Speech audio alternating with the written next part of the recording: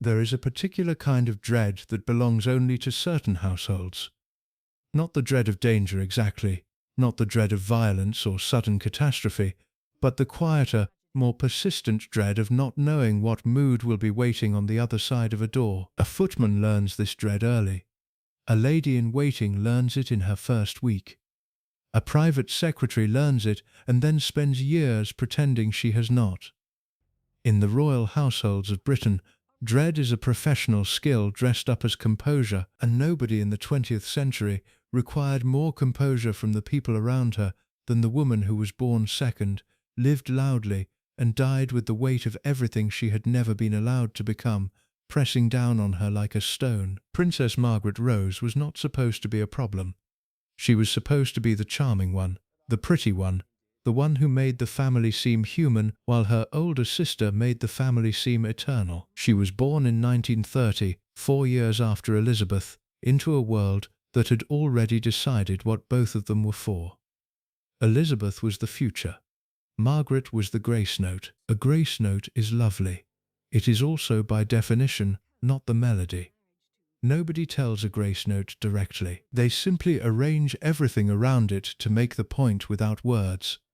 Margaret heard the point without words for the entirety of her life, and the hearing of it shaped her into something the palace had not planned for and could not fully manage. To understand why so many people who worked for her described the experience in terms that ranged from exhausting to genuinely wounding, you have to begin not with the tantrums or the cigarettes or the late nights, but with the beginning, with a nursery in a Scotland house and 2 little girls being raised in the careful warmth of a family that had not expected to become the first family of Britain.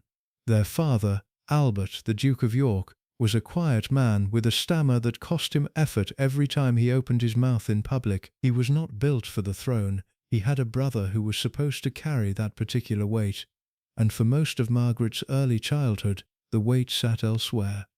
The family lived in a comfortable, almost ordinary way by royal standards. There were dogs and picnics and parents who were genuinely present in a way that royal parents were not always permitted to be.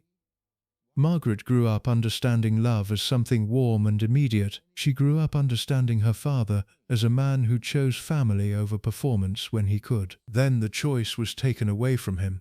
In 1936, when Margaret was 6 years old, her uncle Edward abdicated the throne for a woman the establishment refused to accept, and the quiet Duke of York became King George VI almost overnight. The family did not simply move to a larger house, they moved into a different life entirely, one with protocol and ceremony and the constant presence of people whose job was to manage the impression the royal family made on the world. Margaret was 6. She understood almost nothing about politics. She understood everything about the feeling. The feeling was that something had changed, and the change was permanent, and the center of her small world had shifted in a way that left her standing slightly to the side of where she had been before. Elizabeth, 4 years older, and already being prepared in the careful, deliberate way of heirs, stepped into her new reality with a seriousness that would define her for the rest of her life. She was 10 years old, and she already understood that her life was not entirely her own. Margaret was 6, and she understood something different. She understood that her sister was now going somewhere Margaret could not follow. The 2 girls remained close with the particular closeness of sisters who share an unusual world, but closeness is not sameness, and the difference between them began to write itself into the shape of their days before either of them was old enough to name it. Margaret had gifts that were unmistakable and early. She could sing in a way that made adults stop what they were doing and listen. She could do impressions that made her father laugh, and making her father laugh was the most reliable source of warmth in a household that was learning to manage its own visibility. She was quick and bright and funny in the way that people who are paying attention tend to be funny, catching the gap between what is said and what is meant, and finding it absurd. She noticed things. She noticed when people were performing and when they were genuine. She noticed when a room was treating her as decoration and when it was treating her as a person. She was not, from her earliest years, the kind of child who accepted decoration quietly. She wanted to be looked at, not passed. The staff who served the royal family in those wartime years would later describe both girls with a careful affection that gave away more than it intended. Elizabeth was spoken about with reverence, a word used so consistently it had become almost automatic. Margaret was spoken about with something closer to delight, the delight people have for something vivid and slightly dangerous, like a bright flame in a room full of curtains. She made people laugh, and she made people nervous, and sometimes she made them laugh and nervous at the same time, which is the most honest kind of charisma. During the war, the family presented a unity that the country needed. The King and Queen refused to leave London during the Blitz. The princesses remained in Windsor, which was safer but felt, to Margaret especially, like a particular kind of confinement. Windsor Castle is not a comfortable house, it is a monument, a statement, a place where the walls themselves seem to know they are important. For a child of 10 and 11 and 12, growing through the years of war inside those walls, it was beautiful and cold and filled with a grandeur that had nothing to do with warmth. The staff at Windsor during the war years were managing not only a household but a symbol. The royal family was the nation's morale given human form, and that meant every detail of the princesses' lives was arranged with that symbolic weight in mind. They were seen reading, they were seen helping, they were seen being sensibly British in the face of crisis. Margaret participated in all of it with a willingness that came partly from genuine patriotism and partly from the simple desire to be in the middle of things rather than at the edge of them. She organized pantomimes. She performed in them with an energy that made clear she had inherited whatever theatrical gene her family possessed in abundance. The staff managing those productions learned something that would be confirmed by everyone who worked for Margaret in the decades that followed. She was brilliant when engaged, and she was impossible when bored. The line between engagement and boredom was not always predictable. She could be interested in something 1 hour and finished with it the next. She could decide a plan was exactly right, and then decide, without warning or visible reason, that it was completely wrong. She expected the people around her to follow these shifts without complaint and without the pause of confusion, and when they could not manage it, she took the failure as evidence that they were not paying adequate attention. Paying attention to Margaret was both a pleasure and a labor. She rewarded attention with warmth that could feel like sunlight after a long winter. She punished inattention with a coolness that could last for days. Staff learned both of these facts in the same week and spent the remainder of their time with her navigating the territory between them with the careful instinct of people who know that the ground beneath them is not entirely stable. The instability was not cruelty exactly. It was something more complicated than cruelty. It was the natural expression of a person who had been told from her earliest years that she mattered enormously as a symbol, and not quite enough as a person. King George VI adored Margaret in the uncomplicated way of a father who sees his own humour and warmth reflected back at him. He called her his imp. He tolerated things from her that a stricter parent would not have permitted, because her brightness was one of the reliable joys of a life that was costing him more than his health could sustain. The cost was visible. As Margaret grew through adolescence, she watched her father's energy diminish in a way that frightened her, even as she understood that the crown was the cause and could not be removed. She loved him with the particular intensity of a child who senses loss approaching and cannot stop it. That love and that anticipatory grief shaped everything that came after, in ways that neither Margaret nor the people who served her would fully understand until much later. The Queen, Elizabeth I, the mother rather than the heir, was a different kind of presence in Margaret's life. She was warm in public and managed in private, a woman who had mastered the art of emotional availability without emotional exposure. She loved her daughters, but she loved the institution too, and when those two loves came into conflict, the institution tended to win, not through cruelty, but through the kind of deep training that makes a person choose the larger obligation without even registering the smaller loss. Margaret watched this.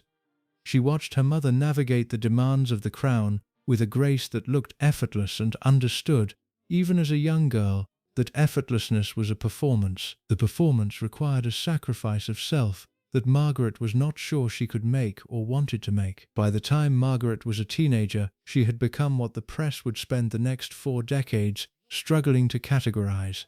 She was royal but restless. She was beautiful in a way that drew attention whether she sought it or not. She had her father's humor and her mother's social precision, and neither the temperament for quiet duty nor the inclination to pretend otherwise. She was not Elizabeth. She would never be Elizabeth. She seemed, at 15 and 16 and 17, to be working out what she was instead, and the working out was vivid and sometimes difficult, and always interesting to watch. The staff who served the family in those post-war years were witnessing something they did not have adequate language for. They were watching a young woman of extraordinary gifts being shaped by a role that had no room for extraordinary gifts unless they could be made useful to the institution. Margaret's gifts were not institutional. They were personal.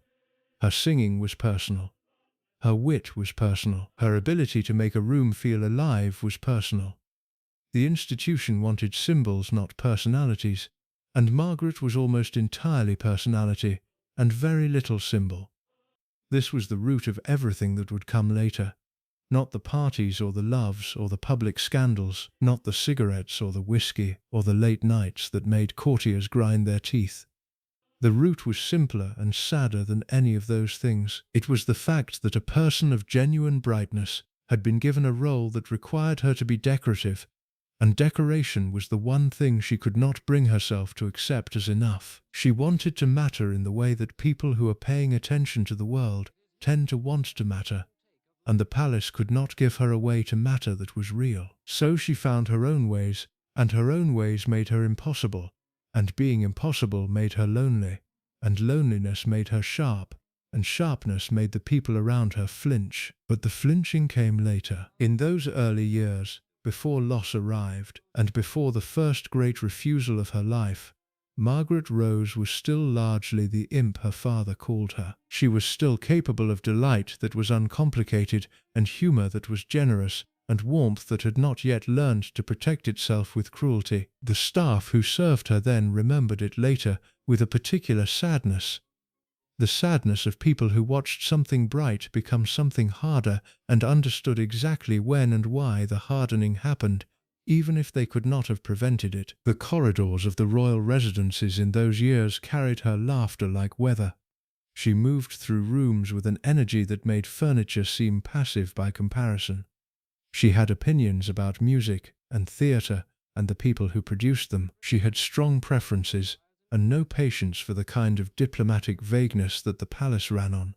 She wanted to know what people actually thought, and she would say so in terms that made courtiers shift in their chairs and reach for their tea. She was, in short, too much for the space she had been given.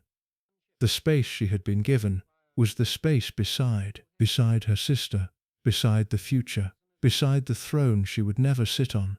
Besides, there was nothing, beside carrying privileges that most people in Britain could not imagine. It carried palaces and tiaras and the quiet authority of royal blood. But beside is not the centre, and Margaret, who had been born with every instinct of a person who belongs at the centre, spent her life negotiating the distance between where she was and where something in her believed she should be. The negotiation was not always graceful.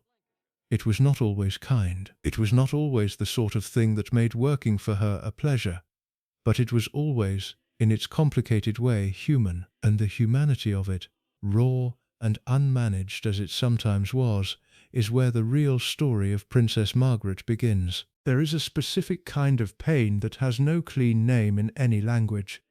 It is the pain of being loved genuinely and completely, while simultaneously being considered less important than someone else. It is the pain of a child who is told she is precious, and then watches every significant decision in the household be made around her sister's needs, and never her own. It is not neglect, it is something more confusing than neglect, because neglect at least has a clarity to it. This pain comes wrapped in warmth and attention and genuine affection, which makes it almost impossible to complain about without sounding ungrateful, and impossible to ignore without doing damage to something deep inside the self. Margaret lived with this pain from the moment the abdication rearranged her family's place in the world, and she carried it so long it became part of her posture, part of her humor, part of the particular edge she brought into every room she entered for the rest of her life. To understand the staff who served her, and why they found the experience so draining, you have to understand first what Margaret was carrying before any of them arrived, because a person who carries that weight without adequate help or acknowledgement does not leave it at the door when they enter their professional life. They bring it in, they set it down on the table between themselves and the people who work for them, and then everyone in the room has to decide whether to acknowledge it or pretend it is not there, and both choices have consequences. Margaret's identity was formed in the shadow of one of the most powerful identities of the 20th century. Elizabeth II was not simply a sister, she was a presence so defined and so certain of its own purpose that existing beside her required a kind of constant self-negotiation that most people are never asked to perform. Elizabeth knew what she was for. She had known from the age of 10, and she had made her peace with it in that deep, settled way of people who find meaning in duty. Margaret knew what she was not for. She was not for the throne. She was not for the red boxes and the constitutional responsibilities and the carefully worded speeches. She was not for the endless management of an institution that ran on precedent and silence. She was not for any of it.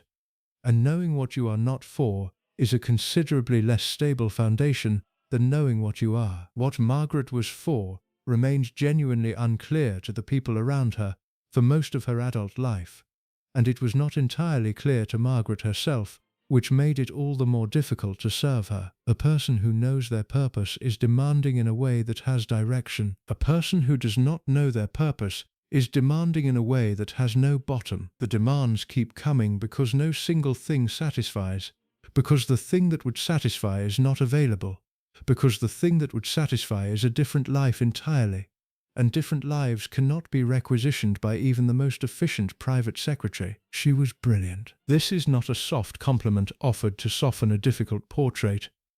It is a fact that the people who served her confirmed repeatedly, and that the historical record supports.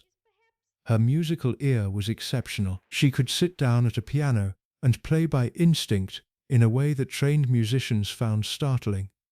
She could hear a piece once and retain it. She could improvise with a fluency that suggested deep musical intelligence rather than performance. She had read widely and thought seriously about what she read. She could hold a conversation about art or literature or theatre at a level that made intellectuals forget they were speaking to a princess and remember only that they were speaking to someone genuinely worth talking to. She was also funny in a way that was not the careful, safe humor of someone performing charm. Her humor had the quality of a person who sees the world slightly sideways and cannot resist pointing out what the straight-on view misses. She could deliver a line with a timing and a precision that professional comedians would have envied. She could make a room collapse into laughter with a single observation, and the observation would be sharp enough that the room would still be thinking about it 3 days later. Staff who served her would later describe moments of her humor with a warmth that complicated everything else they said about her, because you cannot simply hate a person who makes you laugh like that. You can resent them and fear them and dread Monday mornings because of them, but you cannot simply hate them, and the inability to simply hate her was one of the more exhausting features of working in her household. The problem, and there was always a problem, was that these gifts had nowhere adequate to go. She was not permitted a career in the conventional sense. She was not permitted to become a professional musician, or a writer, or an actress, though she had the talent for all three and the inclination for at least two. She was a princess. Princesses in the 1950s and 60s did not have careers. They had roles, which is different. A role is something assigned. A career is something built. Margaret was given a role and told to be grateful for it, and gratitude did not come easily to a person of her particular intelligence and restlessness. The role was primarily social. She was expected to attend events, to be charming at dinners, to represent the crown at various functions that required a royal presence, but not specifically a sovereign one. She was expected to look beautiful and behave properly and not cause trouble. She managed to look beautiful without effort. Behaving properly was more complicated, and not causing trouble was never really on the table. Trouble followed Margaret, the way weather follows a coast. Not because she sought it precisely, but because a person of her energy and intelligence confined to a role that demanded neither was always going to generate friction. The staff who managed her official engagements in the 1950s learned quickly that the gap between what was planned and what actually happened in Margaret's presence was wider than with any other royal they had served. Not because she was deliberately difficult, though she could be, but because she was genuinely present in a way that disrupted careful choreography. She would become interested in something that was not on the schedule. She would extend a conversation that was supposed to last 2 minutes into 20, because the person she was speaking to was interesting and she had no particular reason to pretend otherwise. She would decide that a formal dinner needed music, and she would provide it, sitting down at whatever piano happened to be in the room, and playing until the evening became something the guests would remember for decades, and the staff would remember with equal intensity, though for entirely different reasons. Her relationship with time was a source of particular suffering for the people responsible for managing her diary. Margaret did not experience time the way schedules require. She experienced it the way musicians experience it, as something fluid and responsive rather than fixed and mechanical. She would arrive late to things not from contempt, but from genuine absorption in whatever she had been doing before. She would stay late at things not from negligence, but from genuine engagement with what was happening. Both of these habits were understandable in isolation and collectively unbearable for anyone trying to maintain a working timetable. A lady-in-waiting who served her for several years described the experience of managing Margaret's schedule as being similar to trying to hold water in your hands. You could cup your palms as carefully as possible and still arrive at the end of the day with less than you had started with, and you would not be entirely sure where it had gone, only that it had gone, and that you would have to account for it somehow, and that the accounting would not be simple. The lady-in-waiting said this without obvious bitterness. She said it with the tired affection of someone who has made peace with an impossible situation by finding it interesting, which is one of the survival strategies people who work for Margaret tended to develop. Her emotional life was intense in a way that the palace was not equipped to accommodate. She felt things with a vividness that she had neither the training nor, eventually, the inclination to conceal. She could be joyful in a way that transformed a room. She could also be miserable in a way that transformed a room, and the misery was not quiet. It was not the composed sadness of her mother or the private grief of her sister. It was Margaret's own specific variety, large and consuming and demanding of response, and the response it demanded was not always available from the people around her, because the people around her were staff, and staff are not therapists, and the boundary between royal service and emotional labor is not one that anyone had thought to clarify. She expected people to know how she felt without being told. She expected sensitivity from her household in the same way she expected punctuality, as a baseline competence rather than an extraordinary achievement. When that sensitivity was not forthcoming, she experienced it as a betrayal rather than a simple failure of perception, and the experience of betrayal in Margaret tended to produce responses that were disproportionate to the cause and lasting far beyond what the cause seemed to merit. A lady-in-waiting who failed to notice Margaret's mood at breakfast might find herself subjected to a coolness that lasted through lunch and dinner and sometimes into the following week, a coolness so thorough and so pointed that it functioned as a kind of punishment without any of the clarity that punishment usually carries.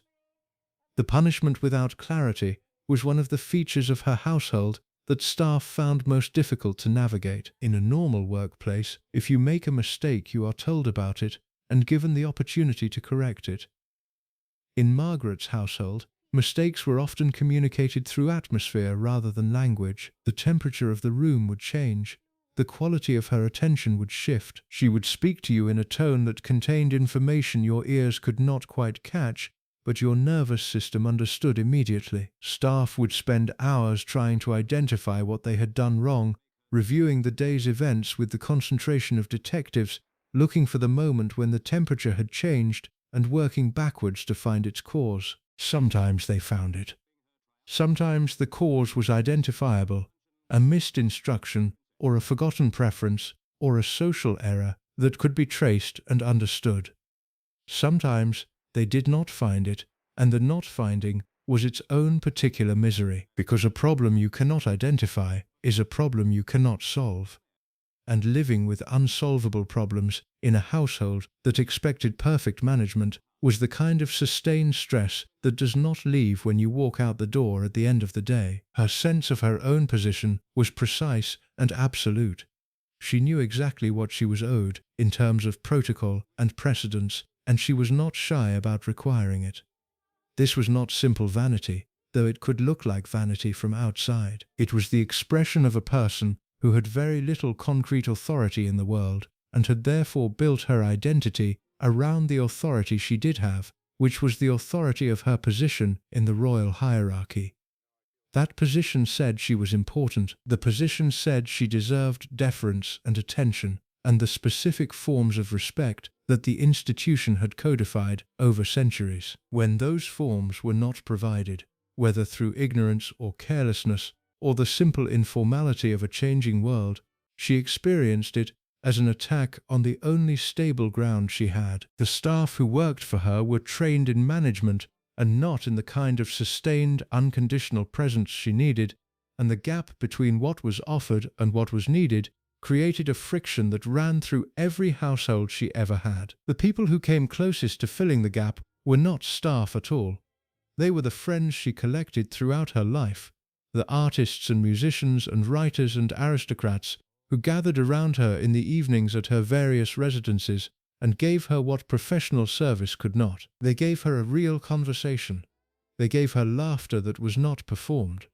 They gave her a world in which her gifts were the primary currency rather than an awkward surplus to her role. Those evenings were where Margaret was most herself, most alive, most recognizably the brilliant and difficult and extraordinary person she actually was. And those evenings were also, from the perspective of the staff who had to manage their logistics and their aftermath, among the more challenging features of her household. Because making friends was not always easy. Because the evenings were not always brief. Because a princess who has found the space where she can breathe will stay in that space well past the hour when the household needs to close down for the night. And no amount of discreet hovering by a tired member of staff will persuade her to leave it. And the staff would wait, and the staff would manage, and the staff would arrive home in the small hours of the morning and begin the whole process again 6 hours later. They did it because the job required it. They did it because the job was prestigious. They did it because leaving was complicated, and staying felt, most of the time, like the lesser of two difficulties. But they talked, in the quiet corners of their private lives, away from the household and the protocol and the careful performance of professional loyalty, they talked about what it was like. They talked about the lateness and the moods and the precision of her displeasure. They talked about the moments of warmth that made the difficulty bearable and the moments of coldness that made it feel impossible. They talked about the particular exhaustion of serving someone whose unhappiness was structural, whose difficulties were not the product of bad character, but of a life that had been arranged against her nature, and who had no adequate way to express the distress of that arrangement except through the people closest to her. She was not a villain. She was never simply a villain. She was something more complicated and more sad. She was a woman of genuine gifts given a role that could not use them, living in the shadow of a sister whose role was everything and whose character was perfectly suited to carrying it, watched by a public that wanted her to be either perfectly royal or gloriously scandalous, and gave her no space for the ordinary human territory between those two performances. She was managed by a palace that valued stability above everything and found her constitutionally incapable of providing it. She was served by people who admired her and feared her and sometimes genuinely loved her, and could not, despite all of that, give her the thing she most needed. The thing she most needed was a life that fit her. The palace could not provide it. The times could not provide it, and so she made do with what she had, which was considerable in some respects and desperately insufficient in others, and the making did produce a person who was both magnificent and exhausting and unforgettable in a way that left marks on everyone who came close enough to see her clearly. The staff saw her clearly. They could not help it. Clarity was one of the unavoidable features of the job, and what they saw when they looked clearly and honestly at the woman they served, was someone who had been hurt in a way that the institution had never acknowledged and the Times had never named, and who had turned that hurt into a style of living that was brilliant and reckless and frequently impossible to manage. They saw her, and they served her, and they went home exhausted, and they came back the next morning, because that is what service is. And because Margaret, for all her difficulty, was never entirely able to leave behind. There is a word that palace professionals use when they want to describe a problem without calling it a problem. The word is difficult. It is a small word and a careful word, and it carries inside it a great deal of information that nobody in the institution is prepared to say plainly. Difficult means the schedule does not hold. Difficult means the protocol is not being observed. Difficult means someone important is unhappy in a way that is creating work for everyone else and cannot be addressed directly, because addressing it directly would require a conversation that the institution does not know how to have. When palace staff used the word difficult about Princess Margaret, they meant all of these things simultaneously, and they meant something more besides. They meant that the ordinary tools of royal management, the gentle suggestions, the careful rearrangements, the diplomatic silences, the soft authority of tradition, none of them worked on her in the way they worked on everyone else. She was difficult in a way that was specific to her, rooted in her particular history and her particular intelligence, and it made the people responsible for managing her household feel, on their harder days, as though they had been given a job description that bore no relationship to the actual job. The palace is not a single building. It is a system. It is a way of doing things that has been refined over centuries into something that functions almost automatically, requiring very little conscious effort from the people inside it, because the people inside it have been so thoroughly trained that the system has become instinct. You know how to enter a room. You know how to address a letter. You know which conversations happen and which do not, which information travels and which stays contained, which feelings are expressed and which are managed into silence. You know all of this not because you have memorized a rule book, but because the rule book has been absorbed into your behavior so completely that following it feels like breathing. It does not feel like a choice. It feels like the only possible way to be. Margaret had absorbed the rule book too. She knew it as well as anyone, and better than most. She had grown up inside the system, been shaped by it, been given her earliest understanding of the world through its lens. She knew exactly what the institution required, and exactly how to provide it when she chose to. The trouble was the choosing. The thing come into my mind. Tell us in the comments where you are from. Also, if you like this documentary, please consider subscribing. The trouble was that Margaret, who had been given very little genuine autonomy in the things that mattered most to her, had decided somewhere in the depths of her difficult and brilliant psychology that the one area where she could exercise real choice was in the degree to which she cooperated with the machinery that governed her life. She could not choose her role. She could not choose her public duties. She could not choose to be something other than a princess. But she could choose, on any given morning, whether to make the institution's life easy or complicated, and she exercised that choice with a consistency that the palace found exhausting and that her staff found almost unbearable. She was not cooperative by nature. This is not a moral judgment. It is an observation about temperament, the kind of temperament that tends to produce artists and revolutionaries and people who change things, and tends to make those same people almost impossible to employ. She questioned things, not in the careful diplomatic way of someone who wants to appear thoughtful while actually conforming, but in the direct, persistent way of someone who genuinely wants to know why. Why must this be done this way? Why has this always been the rule? Why does the schedule require this particular sequence when a different sequence would serve the same purpose with less inconvenience? These questions were not rhetorical. She wanted answers, and the palace, which runs on precedent rather than reason, could rarely provide answers that satisfied a genuinely curious mind, which meant the questions kept coming, and the questions created friction, and the friction created work. The private secretaries who served her carried the primary weight of this friction. A private secretary in a royal household is a specific kind of professional, trained to translate between the royal principle and the world, to manage the flow of information and obligation in a way that makes everything appear smooth.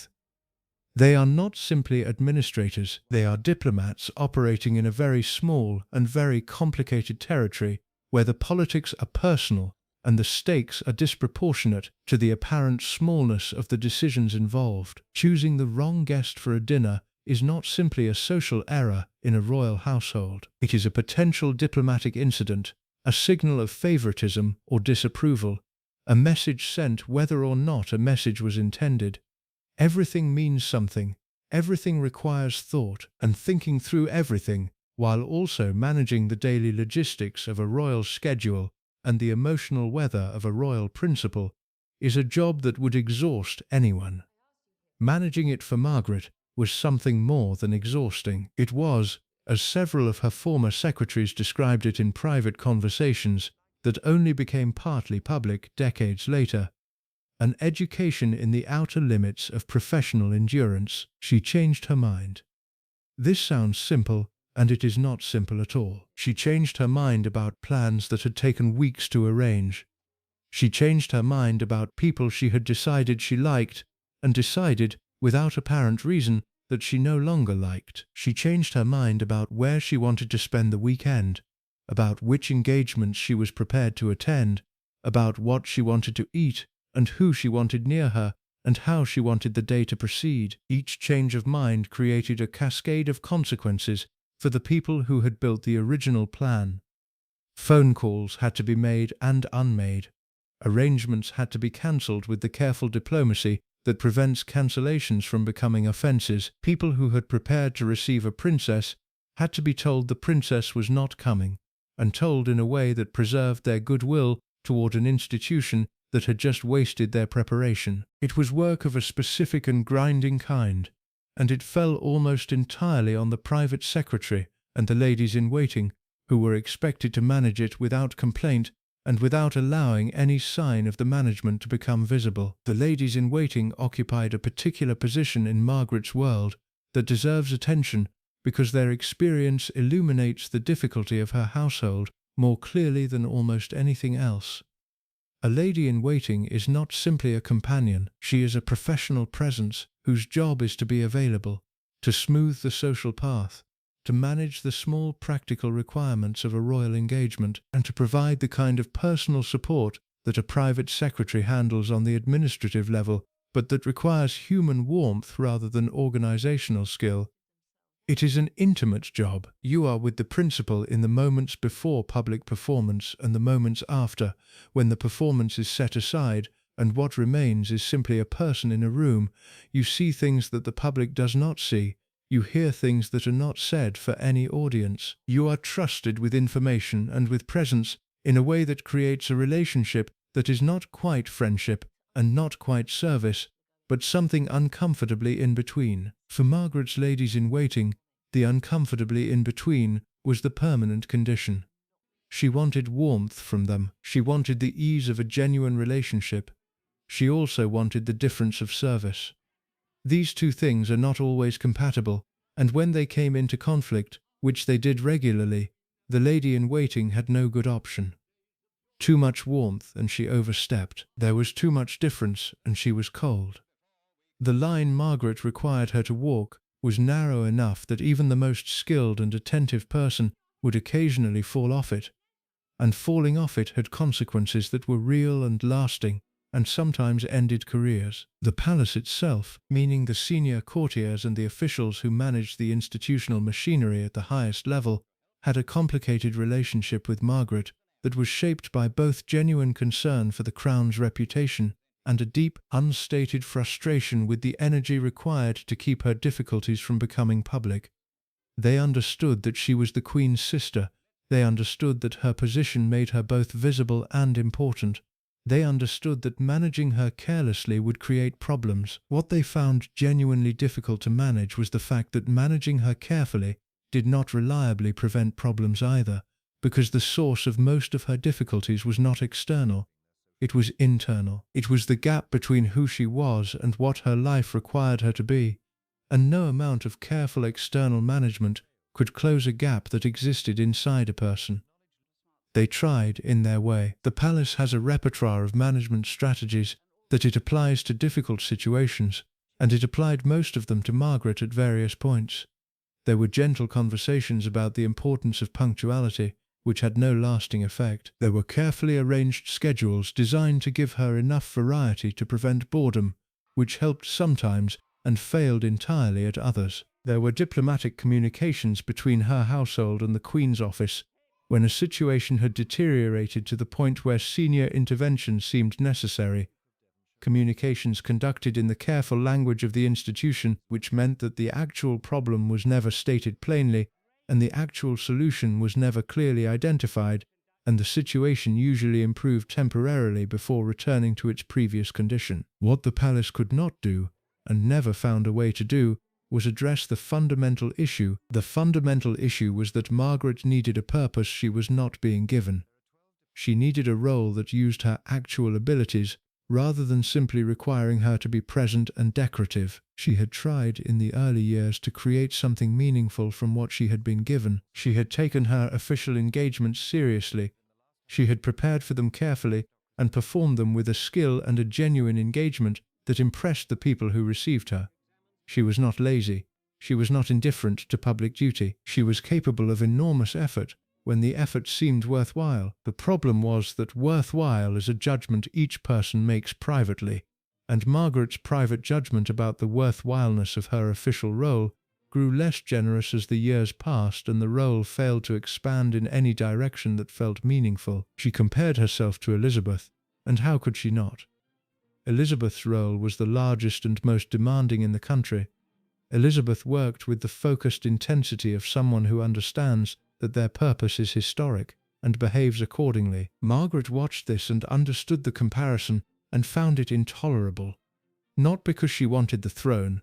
She did not want the throne, not in any straightforward sense. She wanted what the throne gave Elizabeth, which was clarity of purpose, a reason that was unambiguous and undeniable, and large enough to justify the sacrifices the life required. Margaret's sacrifices were the same in kind if smaller in degree, but the justification for them was significantly thinner, and thin justifications do not sustain people over the long course of difficult lives. The staff felt this in practical terms every day. When a person does not believe their work is meaningful, they do not bring their best self to it, and when a royal principal does not bring her best self to her official engagements, the consequences spread outward to the staff who have arranged those engagements, and the people who have prepared to receive her, and the institution that has put its name to her presence. Margaret's best self was extraordinary. Her compromised self was difficult in the specific way of someone who is going through motions they have decided are not worth the energy they require.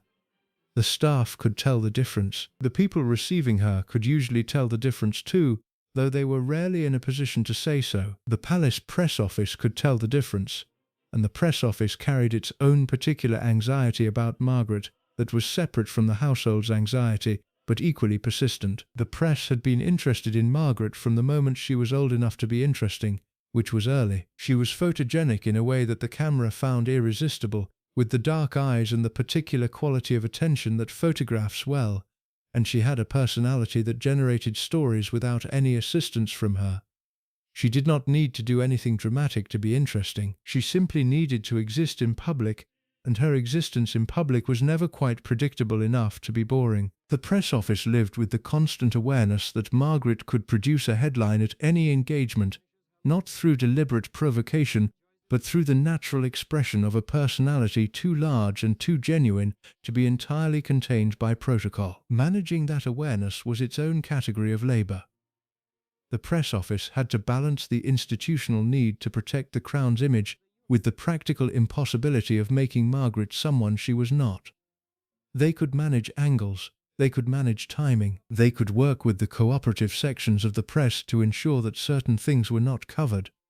What they could not do was change the fundamental fact that Margaret in public was Margaret, and Margaret was always more than the palace had bargained for. The courtiers who had served the previous generation, who remembered the careful formality of King George V's court and the managed dignity of the wartime years, found Margaret's style genuinely alarming. They had built their professional identities around a version of royal life that was defined by restraint and distance and the careful preservation of mystery. Mystery is the monarchy's oldest and most reliable tool.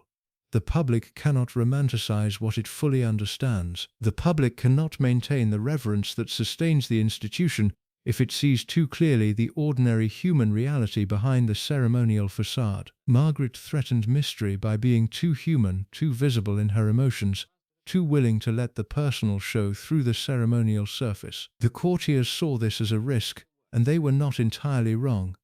They were also not entirely right, because the alternative, the complete suppression of personality in favor of institutional symbolism, carried its own risks, including the risk of irrelevance. But they did not see it that way, and their failure to see it created a permanent tension between the old guard of the palace and the difficult reality of the princess they were required to accommodate.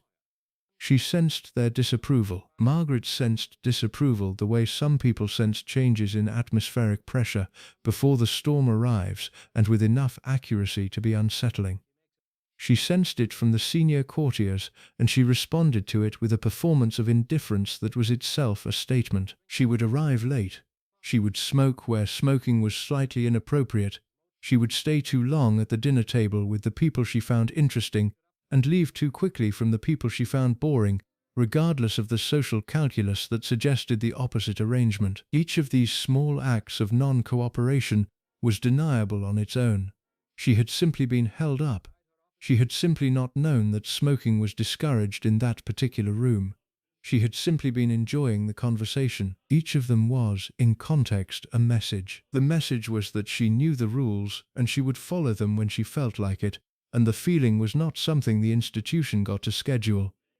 The staff in the middle absorbed all of this without the luxury of taking sides. They could not align themselves with the courtiers who wanted Margaret managed more firmly, because that alignment would have made their daily working life impossible. They could not align themselves with Margaret against the institutional expectations, because their jobs depended on the institution. They had to occupy the impossible middle ground, serving both the principal and the palace, and doing it in a way that satisfied neither fully, while offending neither terminally. It was a tightrope walk daily over a drop that had no visible bottom, and the walking of it required a particular kind of psychological stamina that is not trained into people and cannot be purchased at any salary. The ones who lasted developed a specific relationship with the work that was neither love nor pure endurance, but something in between, a professional respect for the difficulty of the job, combined with a personal appreciation for the extraordinary experience of being close to someone of Margaret's particular quality. They saw things no one else saw. They heard conversations no one else heard. They were present at moments of genuine brilliance and genuine suffering and genuine laughter that were not available to anyone outside that small circle. The proximity to a life so vivid and so unresolved was its own reward, strange as that reward sometimes felt in the exhausted small hours of a difficult week. And the ones who did not last simply left, as quietly as the institution permitted, carrying with them the specific knowledge of what it meant to try to serve a person who could not be served in the ordinary sense, who needed something the job could not provide, and who made her need felt in every corner of a household that had been built for management and not for meaning. The palace had built a cage and called it a role, and Margaret had lived in it, and the living had made her wild in the way that caged things sometimes become wild, not from malice, but from the pressure of a nature that cannot be compressed indefinitely without consequence. The consequence was a household that ran on tension rather than trust, on management rather than genuine relationship, on the daily labor of containing something that had never truly agreed to be contained. The staff understood this.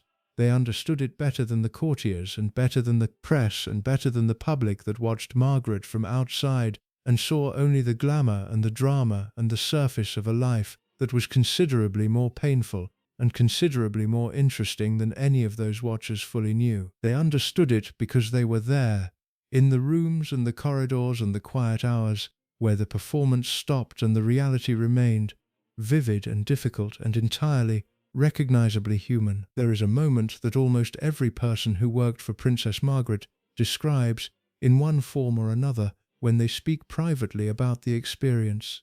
It is not a dramatic moment. It does not involve a thrown object, or a shouted instruction, or any of the theatrical expressions of displeasure that royal gossip tends to favor. It is a quieter moment than that, and quieter moments are often the ones that stay with you longest. The moment is this: you are doing your job, you are doing it carefully and competently, and with the full attention that the job requires. You have prepared thoroughly. You have anticipated the likely needs and the possible complications. You have arrived on time, and you are dressed correctly, and you have the relevant information at your fingertips. And then Margaret looks at you, not with anger, not with contempt exactly, but with a quality of attention that communicates, without a single word being spoken, that whatever you have done is not quite right, that the preparation was insufficient, or the anticipation was slightly off, or the information you have brought is not the information she actually wanted, and that this failure, small as it appears from outside, is evidence of something. You are not entirely sure what it is evidence of. You are not sure she is entirely sure either. But the look communicates it with a precision that bypasses your professional training and lands somewhere more personal.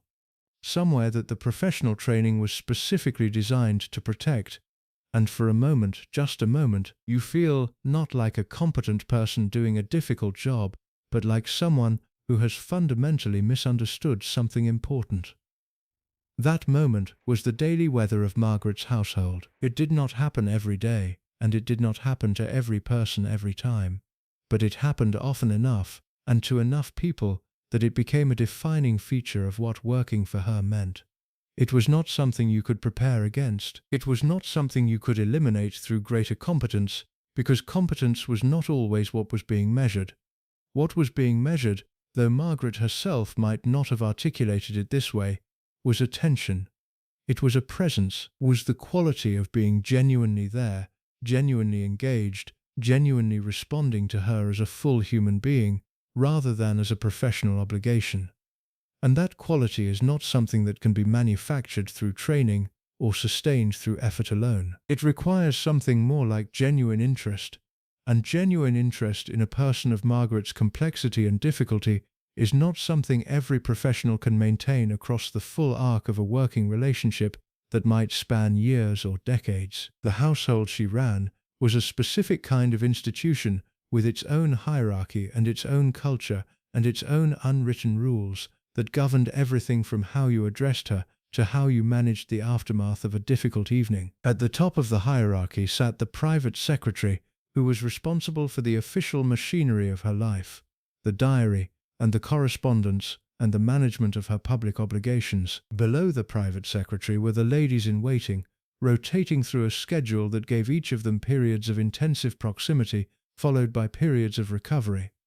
The recovery being necessary not because the ladies-in-waiting were weak, but because the proximity was genuinely depleting. Below them were the household staff proper, the dressers and the footmen and the domestic staff who maintained her residences and attended to the physical requirements of her daily life. And below them, or perhaps more accurately running alongside all of them, were the equerry and the press secretary and the various other professionals whose specific functions touched different aspects of her world. Each level of this hierarchy had its own relationship with the difficulty of the job, and the difficulties were not identical at each level.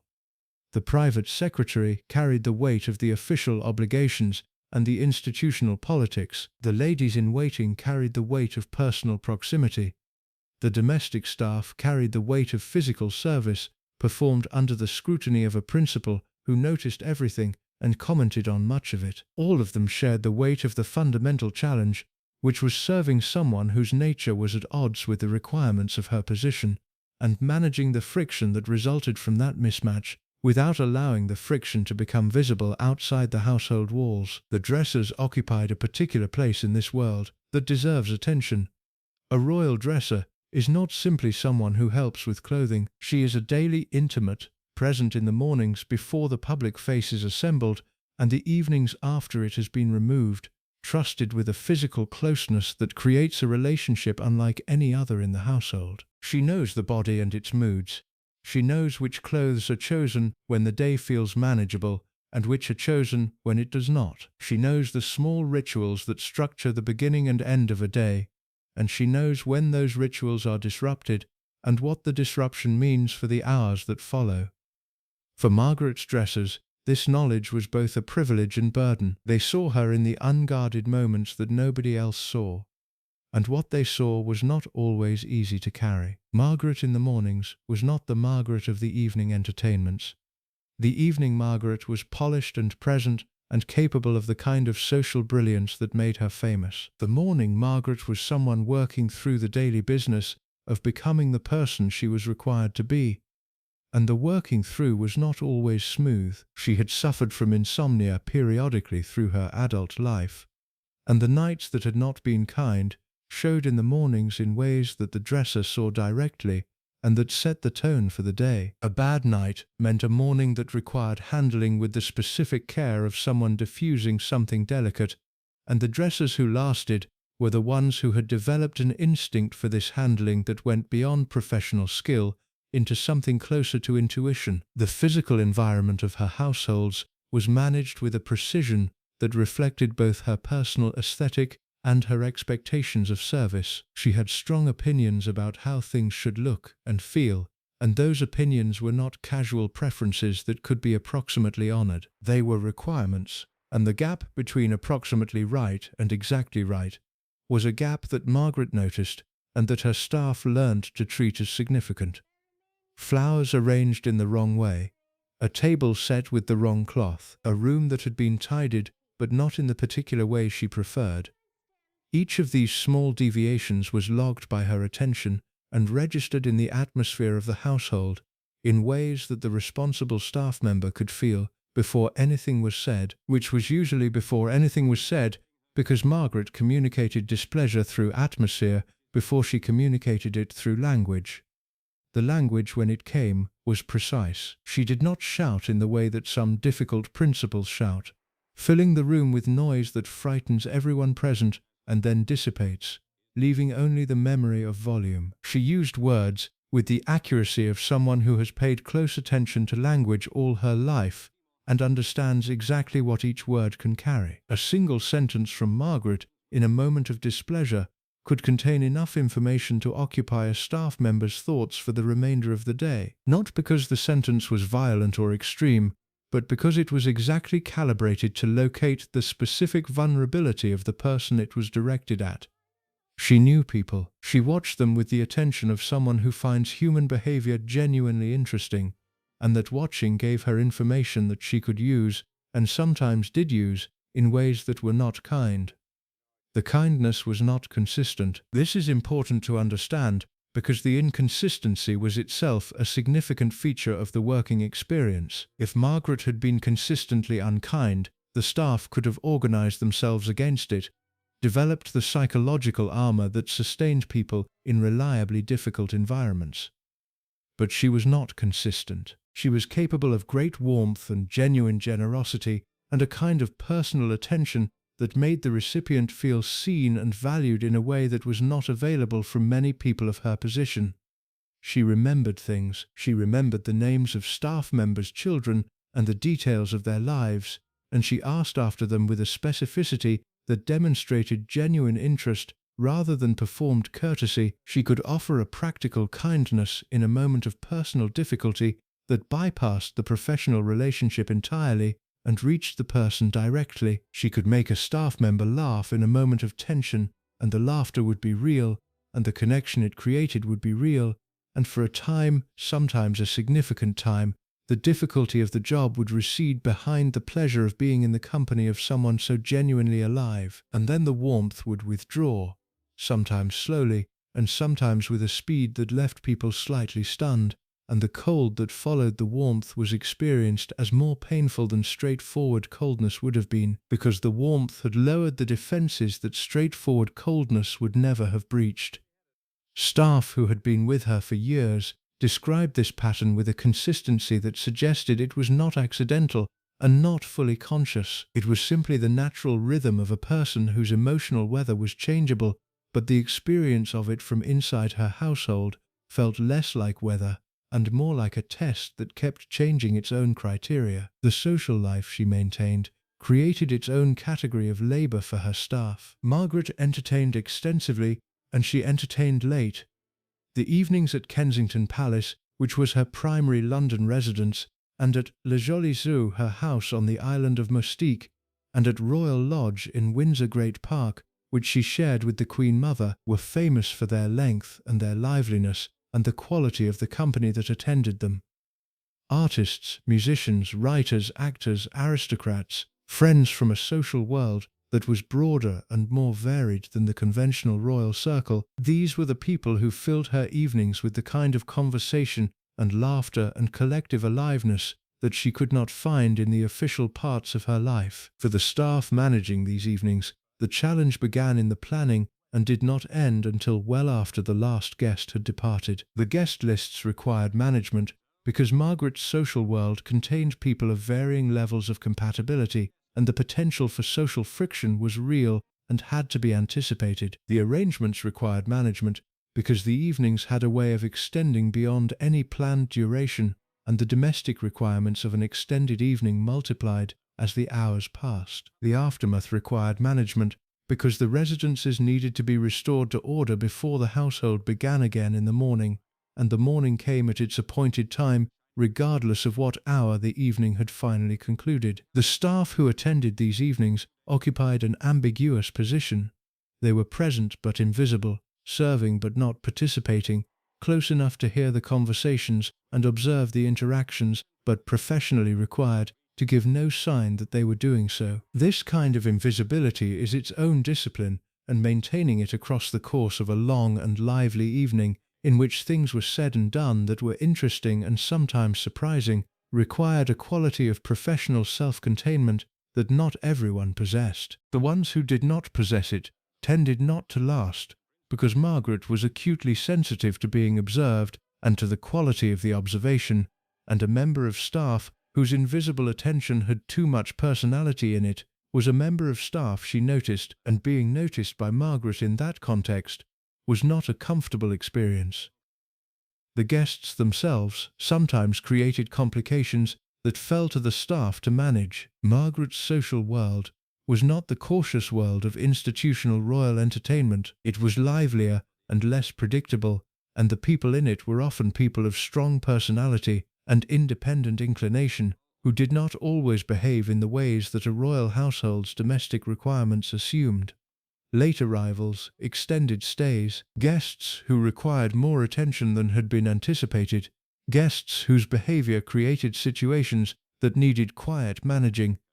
All of these were regular features of the staff's working life, and all of them were handled without any acknowledgement from Margaret that handling them required effort, because the seamlessness of the management was exactly what she expected, and any evidence of the effort behind it was evidence of insufficient professionalism. The drinking was a subject that staff navigated with particular care.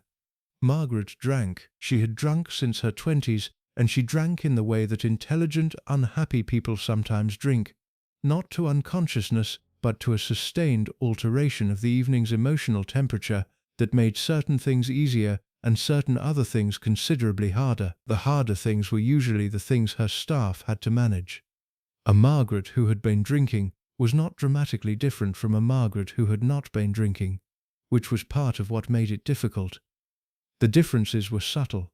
The precision of her displeasure sharpened slightly. The patience for anything that was not working perfectly thinned. The willingness to let small imperfections pass unremarked decreased. None of this was extreme enough to constitute a crisis. All of it required careful handling of a kind that added to the ambient difficulty of every long evening. The cigarettes were a separate matter, and a simpler one. Margaret smoked consistently and heavily throughout most of her adult life, and the cigarettes were so thoroughly integrated into her daily routine and her social identity that they had become inseparable from the experience of being in her presence. She smoked at the table after meals in the way that was socially acceptable in her world and her generation. She smoked in rooms where smoking created practical complications for the domestic staff responsible for maintaining them. She smoked in the presence of people for whom the smoke was a physical discomfort, and if those people were guests, she expected them to manage their discomfort without communicating it, and if they were staff, she expected the same. The cigarette holder she used was famous, long and elegant, and operated with a precision that had become almost theatrical. The drawing and exhaling performed with the consciousness of someone who understands that everything they do is observed and has decided to make the observation worthwhile. The relationship between Margaret and time continued throughout her career to be one of the primary sources of difficulty for everyone responsible for managing her schedule. She was late to things. She was late in the way of someone for whom the relationship between internal experience and external obligation had never been fully reconciled, for whom the clock represented a demand rather than a shared agreement. Senior staff learnt to build time buffers into her schedule that were never acknowledged as time buffers, but that everyone understood to be exactly that. Junior staff learned the same lesson more painfully through the experience of informing a waiting host or a waiting crowd that the princess would be arriving shortly, and then managing the expression on their faces as shortly extended into considerably longer. There were staff who thrived in her household despite all of this, and understanding why they thrived is as important as understanding why others did not. The ones who lasted tended to share certain qualities. They were genuinely interested in her, not as a royal curiosity, but as a human being, and the genuine interest gave them a resource that purely professional attention could not provide. They were resilient in a specific way.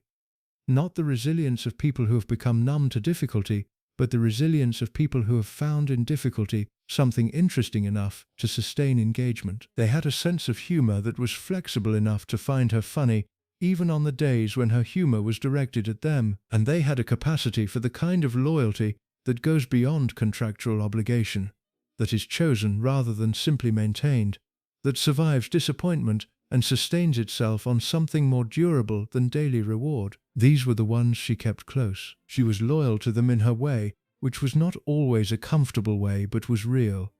She advocated for them when the institution applied pressure. She remembered their importance to her in moments when remembering was not required. She did not sentimentalize the relationship, but she did not take it for granted either.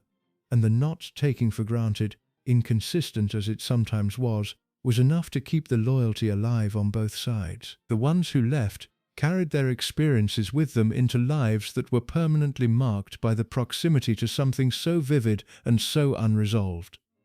They had been close to one of the most interesting and most difficult people of their generation. They had seen what the public never saw, and heard what the record never captured, and been changed, in ways both large and small, by the sustained experience of serving someone who demanded everything and could not always explain why. They had hated it, most of them, at one time or another, and some of them consistently. They had hated the lateness and the moods and the precise cruelty of a displeasure that always found its mark. They had hated the invisibility required of them, and the exhaustion generated by the evenings and the particular grinding labor of managing a person whose needs exceeded what any professional arrangement could adequately supply. And they had loved it too, some of them, in the complicated way that people love difficult things that have shaped them. They had loved the proximity to brilliance, and the occasional warmth that arrived without warning, and the laughter that was real, and the moments when Margaret was fully herself and fully present, and everything difficult about the job fell away, and what remained was simply the experience of being near someone extraordinary. Both things were true. They were always both true. And the holding of both things simultaneously, the hating and the loving, the exhaustion and the exhilaration, was the final and most demanding requirement of the job. Nobody told you that when you accepted the position. Nobody could have. It was something you only learned from the inside, in the rooms and the corridors and the long evenings where Princess Margaret lived her complicated and brilliant and deeply human life, and where the people who served her learned, whether they wanted to or not, exactly what it cost to be close to someone who could never be fully known and never be safely forgotten. There are moments in the life of an institution when the machinery that usually operates invisibly becomes visible, when the gears show through the casing and the weight of the mechanism becomes apparent to everyone who had previously only seen the polished surface. For the British monarchy in the 1950s, that moment arrived in the form of a love story.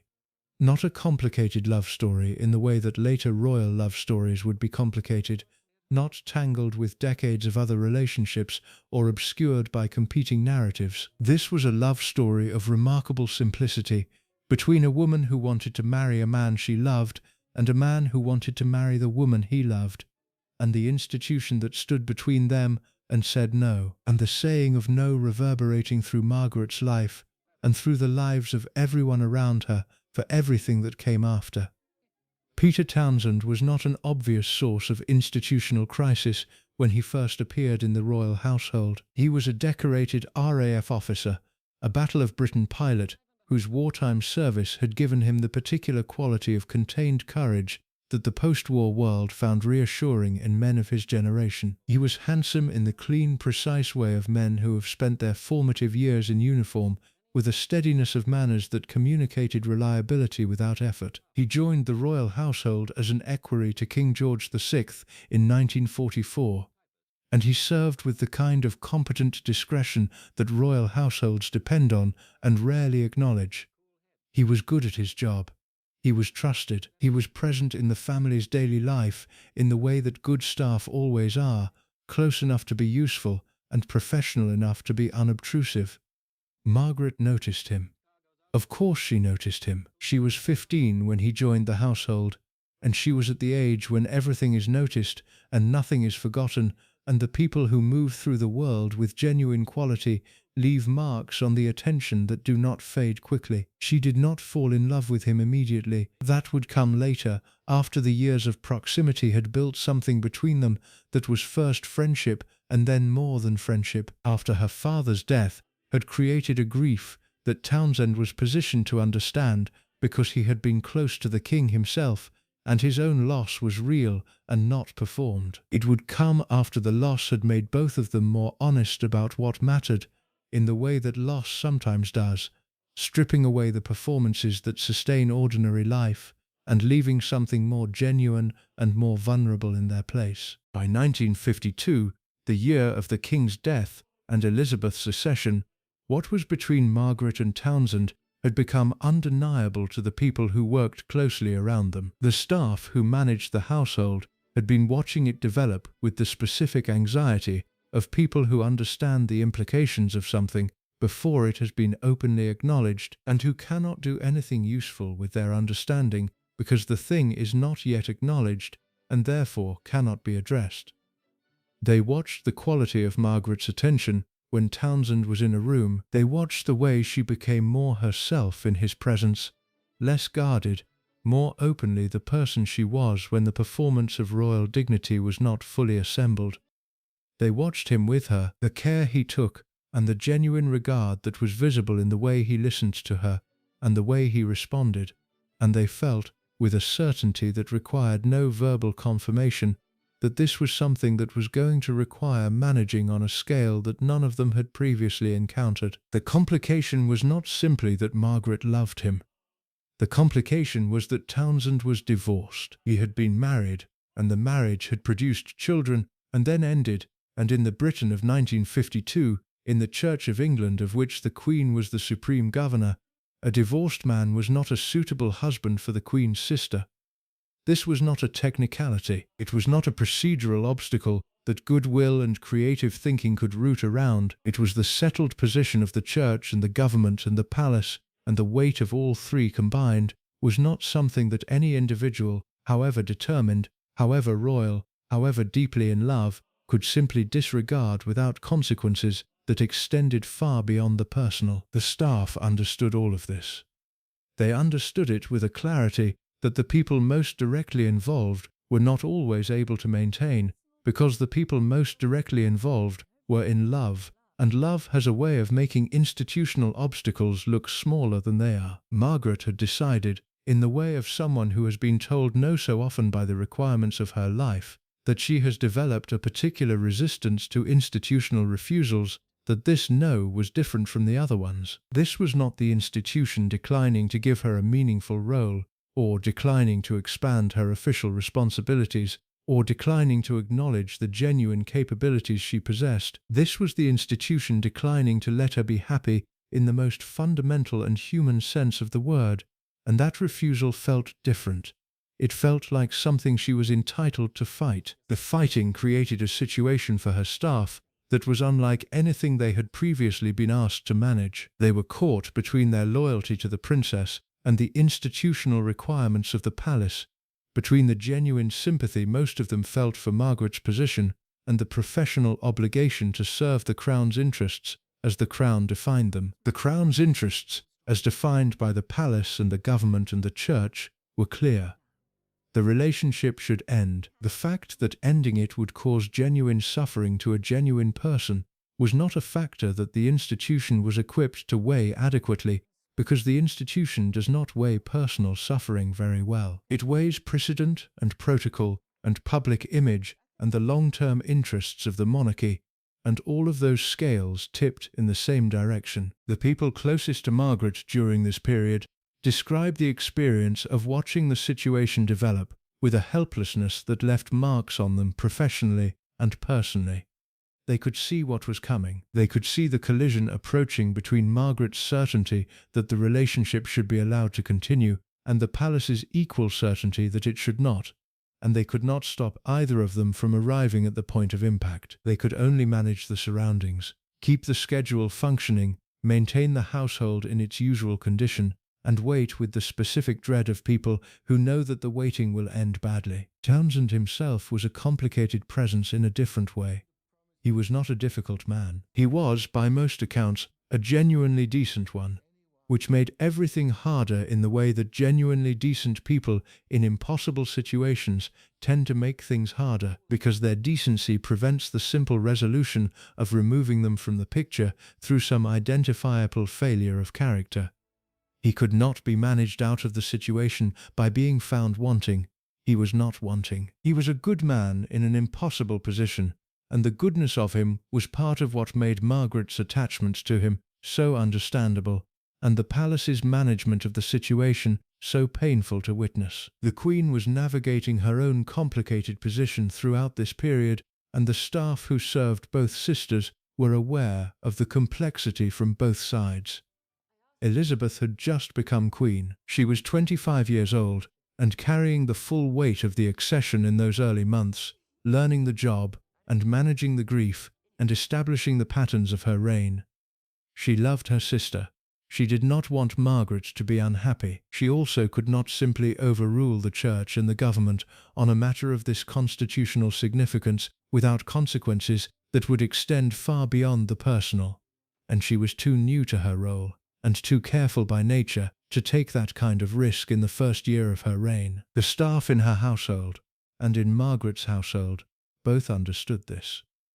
Understanding it did not make it easier to watch. The question of what exactly the palace knew, and when it knew it, and how the information was managed through official channels, occupied a great deal of staff energy during the months that preceded the public exposure of the relationship. Margaret and Townsend were not conducting themselves with complete invisibility, and the people responsible for managing their official schedules and their movements were aware of the situation in the practical terms of their daily work before it became a matter of formal institutional consideration. Managing this awareness, knowing something that had official implications while waiting for those implications to be officially acknowledged, required a particular kind of professional discipline that tested even the most experienced members of the household. The public exposure came in 1953 at the coronation, when a reporter observed Margaret brush a piece of lint from Townsend's uniform with a familiarity that communicated more than casual acquaintance.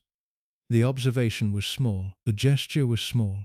The consequence was not small. Within days, the press had assembled the story from the various pieces that observation and investigation could provide, and what had been managed as a private situation inside the palace became a public narrative outside it, and the public narrative had the particular quality of royal romance stories, which is that they become simultaneously larger than their actual dimensions and less accurate than their actual details. The staff who had been managing the private situation were now managing the public one, and the public one was significantly harder to manage. The palace's instinct was containment and silence, the same instinct it brought to every crisis.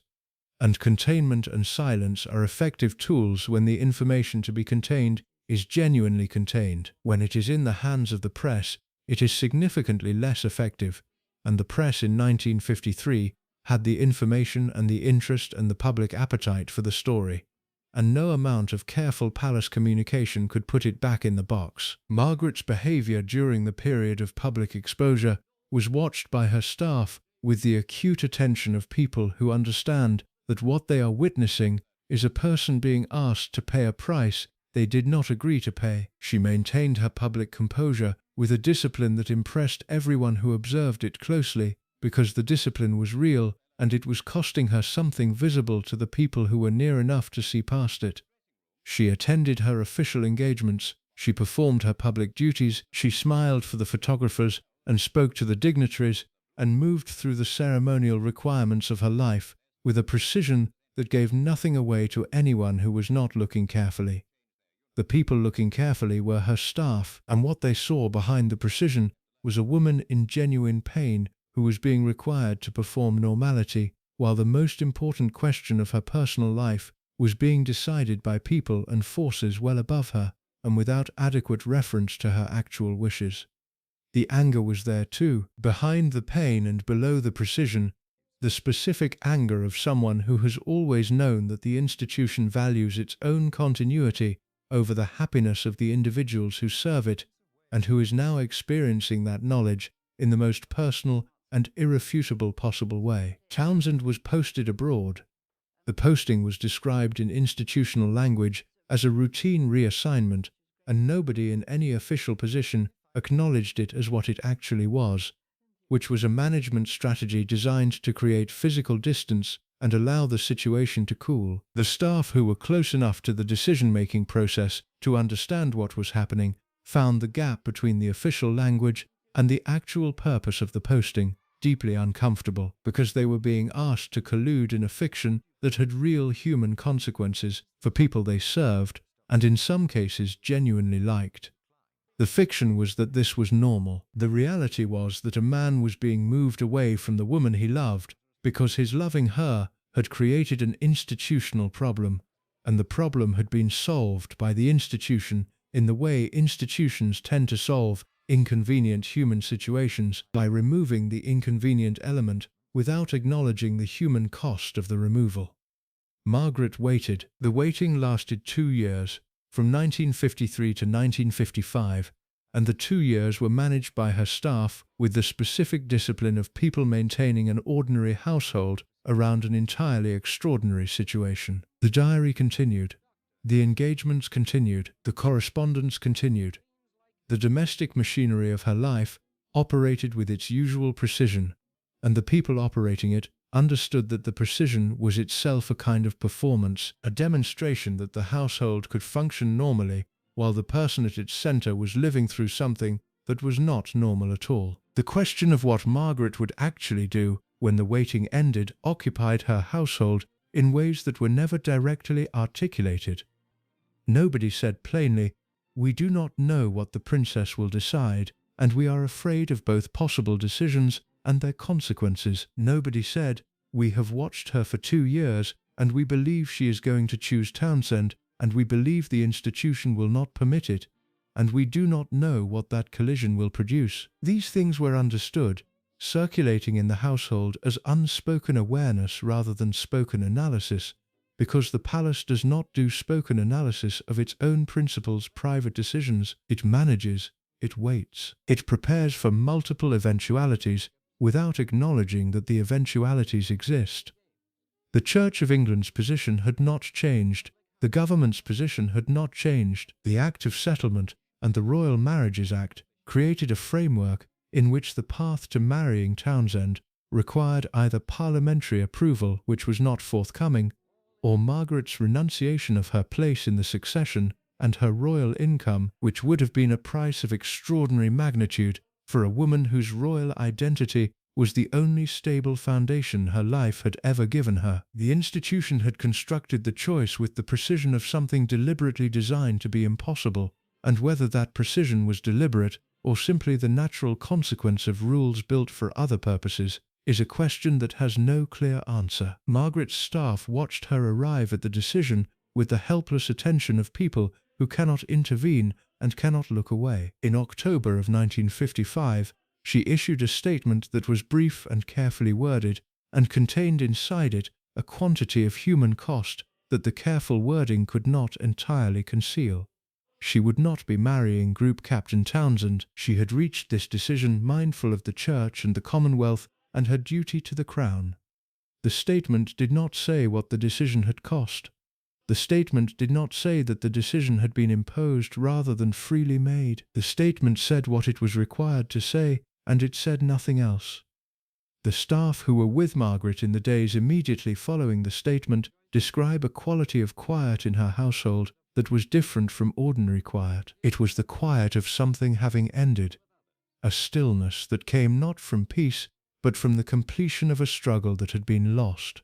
She did not collapse. She did not perform distress for anyone present. She was composed in the way of someone who has made a decision that cannot be unmade and has decided that living with it requires a composure that cannot be allowed to break, because if it breaks it may not come back together in the same shape. The staff understood that they were witnessing a turning point, not the dramatic turning point of a public event, but the quieter and more permanent turning point of a private reckoning. Margaret had wanted something genuinely, and she had been denied it by the institution she had been born into and could not leave.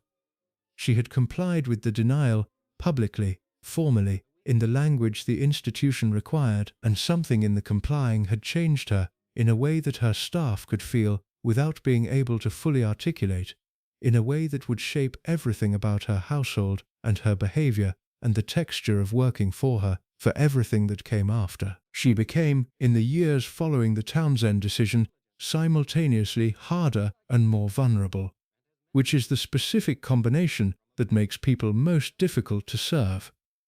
The hardness was the armor, the vulnerability was what the armor was protecting, and the people who worked for her had to navigate both, the surface that could cut and the interior that could break, without adequate guidance for either, because the palace does not provide guidance for managing the emotional consequences of the choices it imposes on the people who serve it. It simply moves on. It always moves on. And the people left behind, the ones who had watched and served and managed and quietly grieved on behalf of someone they could not protect, moved on too, because that is what service requires, and because the alternative was to stand still in a grief that the institution did not acknowledge and the schedule did not permit. The grief did not go away. It changed shape. It became the foundation on which the harder and more difficult Margaret of the later years was built, and it informed everything about her household, the demands and the moods and the precise cruelty and the unexpected warmth and the bottomless need for something the job could never provide. It was there in everything if you knew where to look.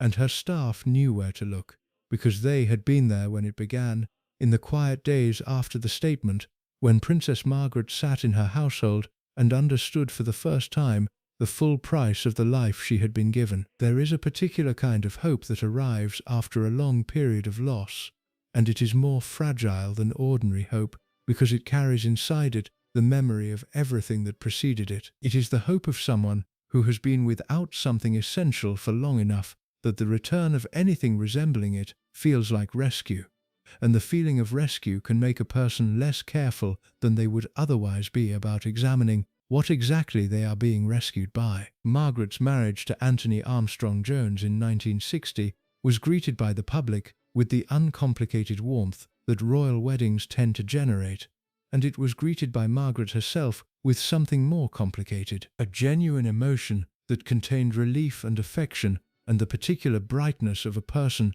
who has been living in a diminished light and has suddenly been given something that seems for the moment, to illuminate everything. The staff who transferred to her service in the early years of the marriage, or who continued from before it, observed the changed atmosphere of her household with a cautious optimism that was always tempered by the professional knowledge that atmospheres in royal households are not permanently fixed by any single event, however significant.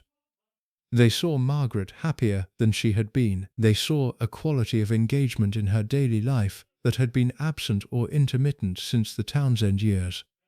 They saw someone moving through the world with a lightness that suggested genuine feeling rather than performed contentment, and they were glad for it, in the way that people who have watched someone suffer are glad when the suffering eases, while maintaining the careful awareness that ease is not the same as resolution, and that the sources of the suffering had not been addressed so much as temporarily displaced. Anthony Armstrong-Jones, who would become the Earl of Snowdon shortly after the marriage, was not a conventional choice for a royal husband, and he was not a conventional man. He was a photographer, which in 1960 was not a profession that the palace's traditional circles considered entirely respectable for a man of his background and connections. He moved in a world that overlapped with Margaret's social circle, but was also distinctly his own, a world of artists and designers and creative people who operated outside the formal structures of aristocratic society and treated those structures with an irreverence that was, to Margaret, enormously appealing. He was quick and funny and genuinely talented, and he had the particular quality of people who pay close attention to the visual world, a notice that could be flattering when directed at you because it suggested that what it saw was worth seeing. He was also, as the staff who served them both would come to understand, a man of considerable complexity, whose charm was real, and whose difficulties were equally real, and whose capacity for genuine cruelty was something that did not reveal itself quickly, but that, once revealed, did not go away. The staff learned this gradually, in the way that gradual learning is the most difficult kind, because it arrives incrementally, and each individual increment can be explained or rationalized or attributed to the pressures of a particular day, so that the full picture assembles itself slowly, and by the time it is complete, you have already accommodated yourself to each of its parts, and the accommodation has become habitual. The early years of the marriage were not without difficulty, but the difficulty was of the kind that could be attributed to the normal adjustments of two strong personalities sharing a life.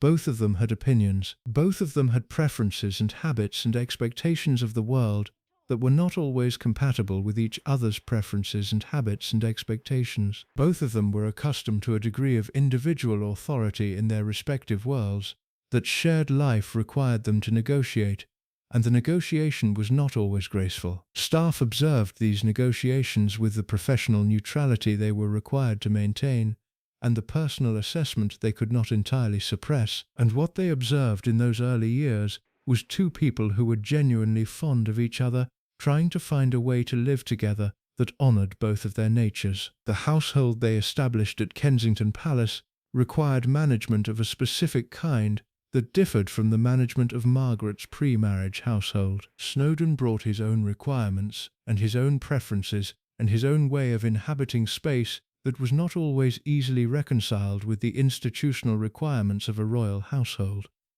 He was not a man who found protocol natural or deference comfortable. He had chosen to marry into the royal family, but he had not chosen to become a conventional royal consort, and the distinction between those two things created friction in the household that the staff had to manage without appearing to take sides, which is a considerably more difficult kind of management than managing a single principle. The question of authority in the household was never formally settled, which meant it was perpetually negotiated in the informal way of households, where the lines of command are unclear. Margaret was the royal principal. The household served her. But Snowdon was her husband, and husbands in the 1960s occupied a social position that carried its own authority, and the collision between these two sources of authority created situations that had no clean resolution and that required staff to exercise a diplomacy that was not in any job description and that exhausted the people who had to practice it daily. A staff member who pleased one principal was potentially displeasing the other. A decision made in the morning might be countermanded by afternoon. Instructions given by one were sometimes reversed by the other, and the reversals were not always communicated with the courtesy that would have made them manageable. Snowdon had aesthetic opinions that were strong and specific, and that he was not shy about expressing. He redesigned elements of their shared spaces with the confidence of a man who knows the visual world professionally and expects his knowledge to be taken seriously. Some of these redesigns improved the spaces genuinely. Others created practical complications for the staff responsible for maintaining them. All of them were implemented with a decisiveness that did not leave much room for the kind of gradual consultation through which households usually absorb significant change, and the lack of consultation was a source of low-level friction that ran continuously beneath the more visible dynamics of the marriage. He could be charming to staff in the way of people who understand charm as a tool and use it deliberately. He could also be dismissive in a way that was more cutting than outright rudeness, because it communicated not anger but indifference, and indifference from an employer is harder to recover from than anger, because anger at least implies that you registered. He had grown up in a world that was less formally hierarchical than the royal world, and he brought to the household an informality that was sometimes liberating and sometimes simply destabilizing, because informality in a household built on formal structures can look like freedom and function like disorder. The children arrived, David in 1961 and Sarah in 1964, and the household expanded to accommodate them with the specific adjustments that children require, the nursery staff and the adjusted schedules and the reorganization of space and time around the new small presences.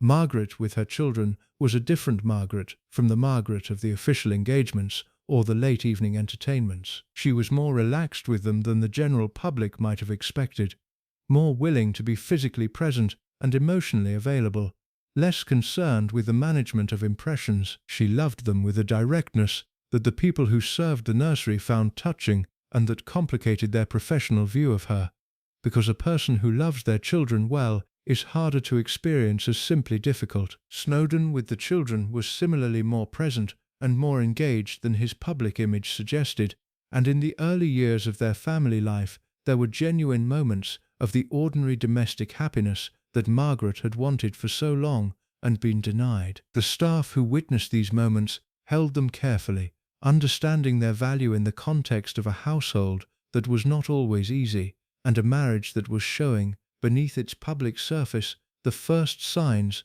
of the strains that would define its later years. The strains had multiple sources, and understanding them requires acknowledging that both principles contributed to the deterioration in ways that were specific to their individual natures and their individual wounds. Margaret's wounds were the ones this story has been tracing. The long history of being given a life that did not fit her nature, and the specific damage of the Townsend years, and the accumulated weight of feeling simultaneously too much and not enough for the role she had been assigned. These wounds did not disappear when she married Snowdon. They went underground for a time, and then they resurfaced in new forms, expressed through the dynamics of the marriage in ways that were sometimes recognizable as their original source, and sometimes entirely disguised. Snowdon's wounds were different, and in some ways equally significant.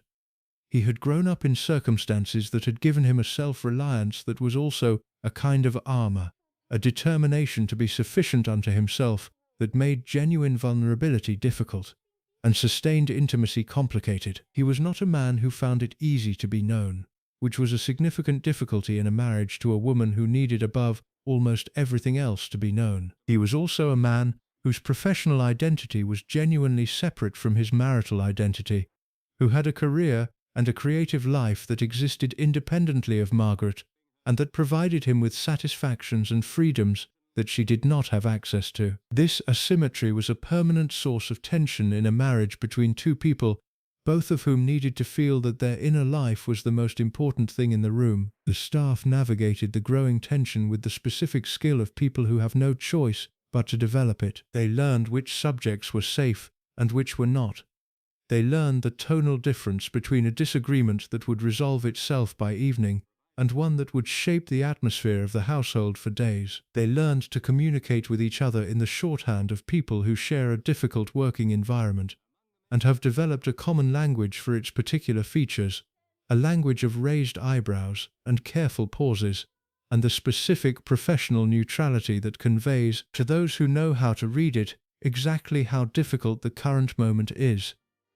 The evenings continued, the social gatherings that were the most alive and most exhausting feature of the household. Snowdon's presence at these gatherings added a dimension that was genuinely interesting and genuinely complicated. He knew people from his professional world who were different from Margaret's usual circle, and the mixing of these worlds produced evenings of considerable brilliance and occasional friction. He could be the most entertaining person in a room when he chose to be, and he sometimes chose to be in ways that made Margaret feel, according to the accounts of people who observed them together at these gatherings, slightly displaced in her own household, slightly upstaged at her own table. Whether this was intentional is a question that cannot be answered cleanly. What can be said is that the effect was real, and that Margaret felt it, and that the feeling of it produced responses that the staff had to manage with the particular care that responses born from genuine hurt always require. She began to drink more consistently through the middle years of the marriage,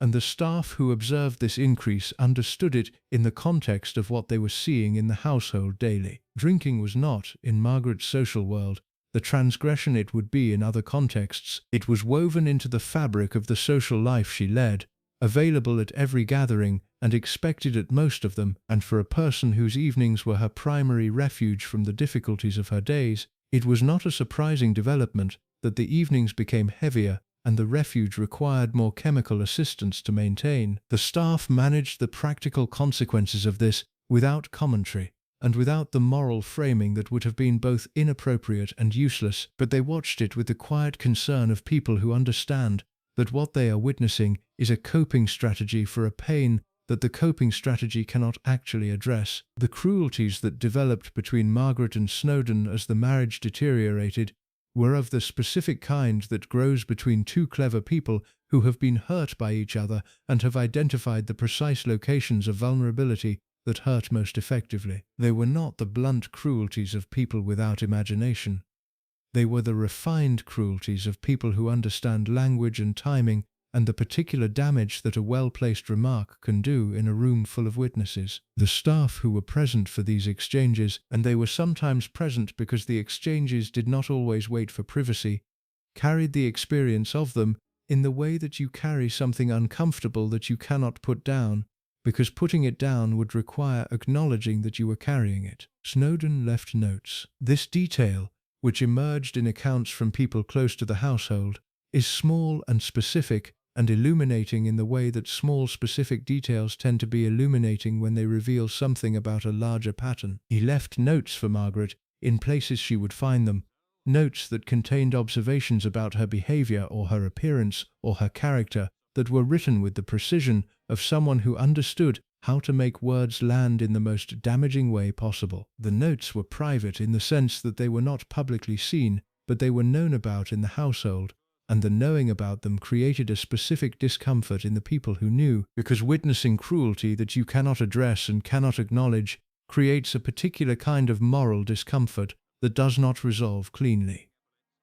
Margaret's responses to the cruelties were her own variety, and her variety was different from Snowdon's, but not less effective. She had a talent for public performance that he matched but did not exceed, and she used that talent sometimes in ways that communicated to everyone in a room exactly how she felt about her husband without a single direct statement being made. A tone of voice, a direction of attention, the specific way she could make someone feel noticed or invisible through the quality of her gaze. These were tools she had possessed all her life, and in the context of a deteriorating marriage, they became weapons, deployed sometimes consciously and sometimes from the instinct of someone whose primary defense has always been the performance of imperviousness. The staff existed in the middle of all of this with no adequate position from which to manage it. They could not take sides. They could not address the cruelties directly. They could not protect either principle from the other or from the consequences of their shared unhappiness. They could only maintain the household, keep the machinery running, ensure that the public face of the marriage was presentable when the public face was required, and absorb the ambient damage of a private war conducted in their presence with weapons they were not permitted to acknowledge. The children absorbed it too, in the way that children in unhappy households absorb the atmosphere around them, regardless of what the adults intend. David and Sarah grew up in a household that was brilliant and creative and socially alive and privately unstable, and the combination produced in both of them a quality of watchfulness that the staff recognized as the specific alertness of children who have learned to read adult emotional weather as a survival skill. The staff's sympathy for the children was real and was another layer of the emotional labor the household required. Because sympathy for children in a difficult situation is not a feeling you can simply set aside when you leave the room. The public image of the marriage was maintained with remarkable effectiveness for longer than the internal reality warranted. The palace's management of the couple's public appearances, the staff's management of the household's daily presentation, and both principals' considerable skills as social performers combined to produce a surface that the press and the public found entirely believable, well past the point at which the people inside the household had stopped believing it. This gap between public image and private reality is not unusual in royal marriages. It is in some ways one of the primary functions of the institutional apparatus that surrounds them, but the maintenance of it requires a sustained collective effort from everyone involved, and the effort was costing Margaret's staff something they could not adequately account for in the ordinary language of professional difficulty.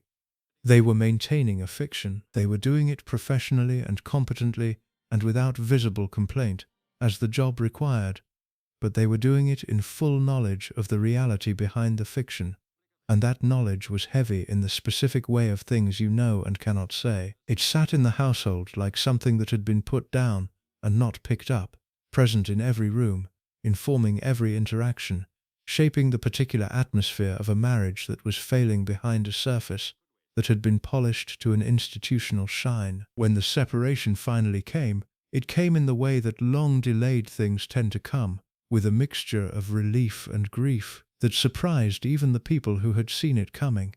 The staff had known. They had known for years. The knowing had not prepared them for the reality of the end, because preparation and readiness are different things, and you can be entirely prepared for something and still find yourself unready for the particular texture of its arrival. The marriage had lasted 18 years. It had produced 2 children and a great deal of public spectacle, and a private history of considerable pain and occasional genuine happiness. It had given Margaret something and taken something else, and what it had taken was not recoverable in any obvious way. It had taken the hope that the thing she had lost with Townsend might be found again in a different form. It had taken the belief that the institution of marriage itself could provide the stability and belonging she had been looking for since she was a child, standing slightly to the side of the center of things. The staff who had served through the Snowden years carried the experience with them into whatever came next. They had been witnesses to something that was both intimate and institutional, both personal and political, both entirely specific to these 2 people and also entirely characteristic of the world in which those 2 people had been required to live. They had served as well as they could. They had managed as much as management could manage. They had maintained the household through a long and difficult passage, and the maintenance had cost them things that the job description had never acknowledged and the institution would never reimburse. But they had been there. They had been close to something real and difficult and human, and the closeness had changed them in the ways that proximity to genuine human experience always changes the people who are present enough to receive it fully. The marriage was over.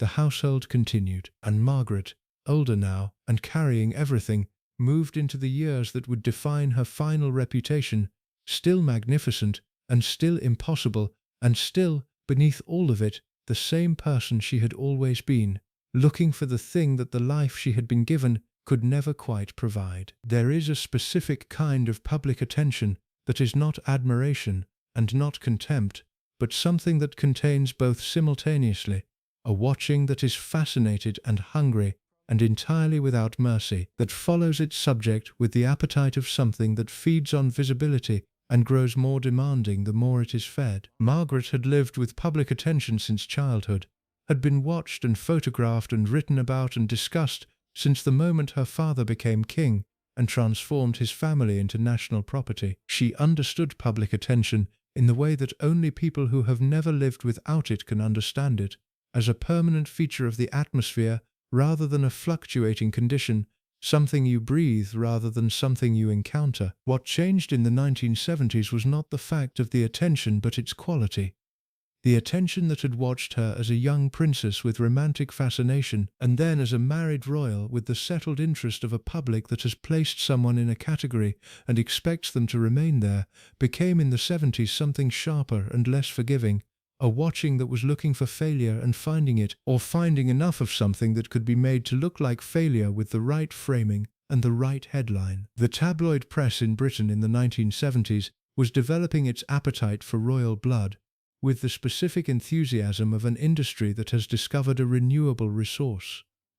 The royal family was perpetually interesting, perpetually available as a subject because they could not fully retreat from public life, and perpetually unable to respond to coverage in the way that private individuals could respond through legal action or public rebuttal, or simply the choice to disengage from the audience that was consuming them. Margaret was a particularly attractive subject for this developing appetite, because she was simultaneously royal enough to carry the cultural significance that made royal stories sell, and personally complicated enough to provide the narrative material that kept them selling. She was glamorous, and she was troubled, and she was known to have opinions and a social life, and a history of the kind that tabloid readers found irresistible, which is to say a history that contained love and loss, and choices that could be judged from the outside, with the comfortable certainty that comes from never having had to make them yourself. The staff who managed her public presence during this period were engaged in a kind of damage limitation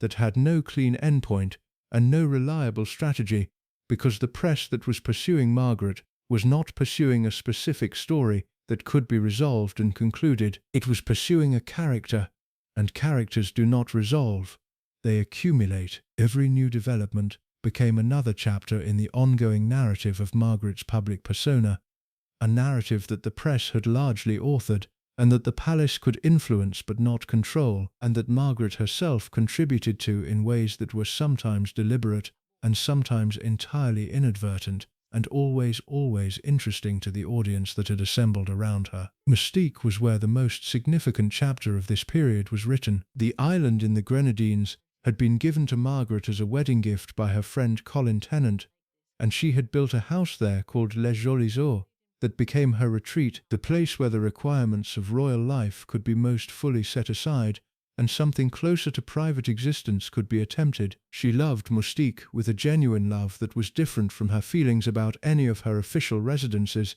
because Mystique was hers in a way that nothing else in her life was entirely hers. She had designed the house. She had chosen the people who came to it. She had organized her time there, according to her own preferences, rather than the institutional calendar. It was the nearest thing to freedom that her life permitted, and she protected it with the fierceness of someone who understands that they have very little that is truly their own and is not prepared to surrender any of it. The staff who accompanied her to Mystique experienced the island as a genuinely different working environment from the official royal residences, different in ways that were sometimes easier and sometimes considerably more challenging. The easier part was the relaxation of certain formal requirements that structured life in London and Windsor. The challenging part was the corresponding relaxation of the boundaries that formal requirements help maintain between public and private, between official and personal, between the role Margaret performed and the person she actually was. On Mystique, the performance was reduced, and reduced performance meant that the full complexity of her personality was more directly present in the daily life of the household, with less of the institutional structure that elsewhere provided a framework within which the complexity could be managed. It was on Mystique that Margaret's relationship with Roddy Llewellyn began, and the relationship became the defining public narrative of her later years in a way that shaped everything about how she was perceived and reported and ultimately judged. Llewellyn was 17 years younger than Margaret, and he was not a figure of the establishment world. He was a landscape gardener with connections to the social circles that gathered around her, good-looking and gentle-natured, and possessed of a quality of uncomplicated warmth that Margaret, who had spent decades navigating the complicated warmth of people whose attention came with agendas, found genuinely restoring. He was not pretending to be anything. He did not have the palace's interests to protect, or a professional position to maintain, or a reputation that required careful management. He was simply present, and his presence was simple, and simplicity was something Margaret had very little of in the rest of her life. The staff who were aware of the relationship observed it with the careful neutrality they were professionally required to maintain and the genuine human complexity that the situation warranted.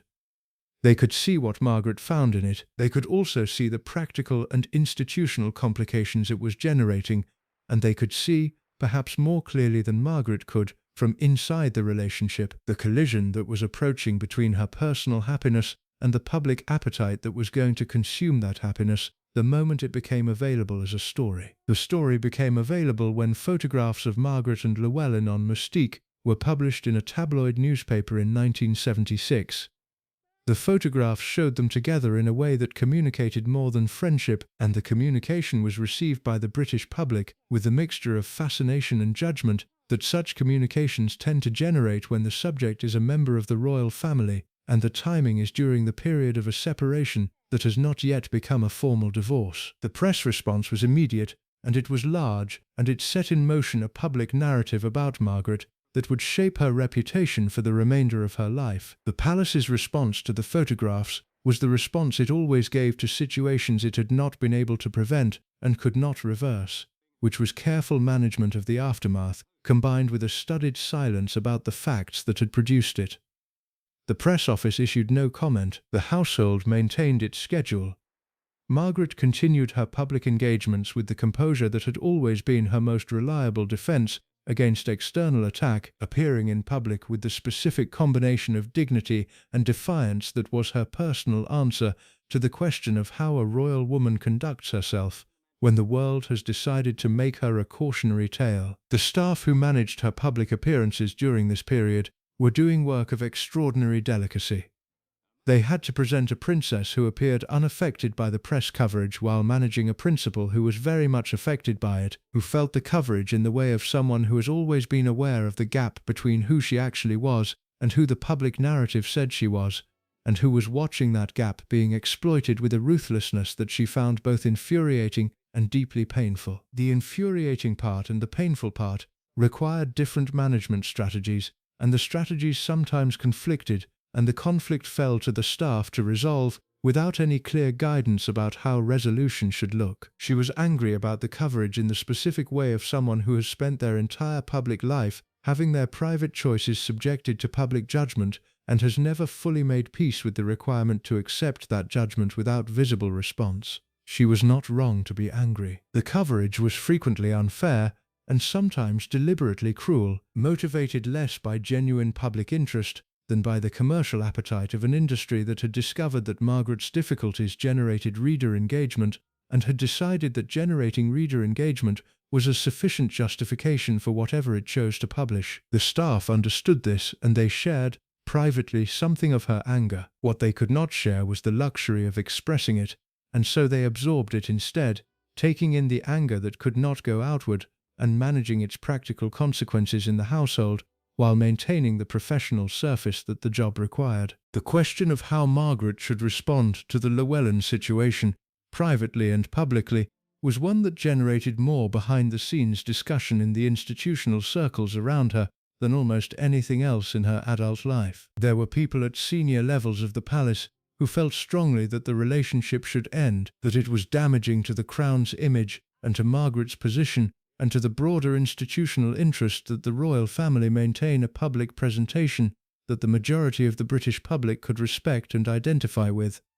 There were people closer to Margaret who felt equally strongly that she had already sacrificed enough of her private life to institutional requirements, and that the relationship with Llewellyn was one of the few genuine sources of warmth and uncomplicated happiness available to her, and should be protected rather than managed. The staff occupied the middle ground of this debate, with the discomfort of people who can see the validity of both positions and the impossibility of satisfying either one fully. They served Margaret, and they served the Crown. And when the interests of those two principles diverged, the serving became a navigation rather than a service, a constant small-scale diplomacy that never resolved into anything clean and that accumulated over time into a weight of professional complexity that went beyond what most working environments ask of the people inside them. Margaret's public engagements during the late 1970s took on a quality that her staff found difficult to watch because it was so clearly effortful. She had always been capable of genuine engagement with her official duties when the duties interested her and her general condition allowed for the energy that genuine engagement requires. In the later 70s, the general condition was more complicated. The drinking had become a consistent feature of her daily life rather than a social habit. The insomnia that had troubled her periodically had become more persistent. The physical toll of the years, combined with the emotional toll of the marriage's end and the public exposure of the Llewellyn relationship and the sustained pressure of being a permanently available subject for a press that had decided she was a story worth pursuing, was visible to the people who were close enough to see past the public composure. The composure itself required more effort to maintain. This is not a simple observation. Composure that is effortful is different from composure that is natural, and the difference is visible to people who know what they are looking at. A person maintaining composure through genuine effort has a quality of concentration about them, a slight additional tension in the way they hold themselves, a beat of additional deliberateness in the way they speak and move, that speaks not of ease but of discipline. Margaret's discipline was real, and it was considerable, and the staff who saw it clearly admired it, even as they understood the cost at which it was being maintained. She smoked more. This was observable in the practical terms of how much was consumed and purchased and managed in the household. It was also observable in the function the smoking served, which had always been partly social and partly habitual, and had become in these years also genuinely calming in the way of things that provide a reliable small action in the middle of a large and unmanageable situation. The cigarette holder remained elegant. The hand that held it was sometimes less steady than it had been, and the staff noticed this and noted it to each other in the private communications of a household that had developed its own language for things that could not be officially acknowledged. The social evenings continued because the social evenings were where Margaret was most herself, and the being most herself was something she needed more urgently as the other spaces of her life became more constrained. The people who came to those evenings were a continuing source of the genuine connection and genuine stimulation that the official parts of her life could not provide. Artists and musicians and writers who engaged with her on the level of genuine ideas, who found her brilliant and funny and worth listening to, who provided for a few hours the experience of being recognized as a full person rather than managed as a royal problem. The staff who managed those evenings continued to pay the price of their length and their unpredictability and their aftermath, and continued to do so because the evenings mattered to Margaret in a way that the staff understood, even when the understanding was accompanied by exhaustion. The relationship with Llewellyn ended in 1981 when he married someone else. The ending was private, and Margaret absorbed it with the composure she brought to all her private griefs, the composure that concealed rather than resolved, and that added to the accumulated weight she was carrying without finding adequate ways to set any of it down. The staff who were with her in the period following the end of the relationship observed a quality in the household that they recognized from earlier difficult passages, a particular stillness that was not peace, a functioning that continued with all its usual external precision, while something interior had shifted in a way that was not yet resolved, and might not resolve cleanly. She was 51 years old. She had lived inside a public narrative that had been authored largely by other people for her entire adult life. She had been the romantic tragedy and the glamorous princess and the difficult royal and the cautionary tale, and she had been none of these things exactly, and all of them partially, and the experience of being publicly reduced to a set of narrative functions while privately existing as a full and complicated human being was one that had shaped her in ways that went deeper than anything the newspapers had ever managed to describe. The staff who served her through this period knew things about her that the public narrative would never contain. They knew the quality of her attention when she was genuinely engaged with something. They knew the specific pitch of her laughter when it was real. They knew the books she read, and the music she loved, and the particular combination of intelligence and feeling that made her company, when she was at her best, genuinely extraordinary. They knew the vulnerabilities that the composure protected, and the wounds that the glamour concealed, and the genuine person that existed beneath the public character that the press had constructed, and the institution had managed, and the decades had shaped. They served that person in the difficult years of the late 70s and early 80s, with the professional skill and the personal complexity that the service required, absorbing the difficulty and the occasional cruelty, and the persistent lateness and the emotional labor of a household that was always managing more than it could officially acknowledge. And they served her because the service mattered, even when it was hard, even when the hardness was unrewarded, and the reward was simply the knowledge of proximity to something real and vivid and irreducibly human. The press would continue its pursuit. The palace would continue its management. The staff would continue their service.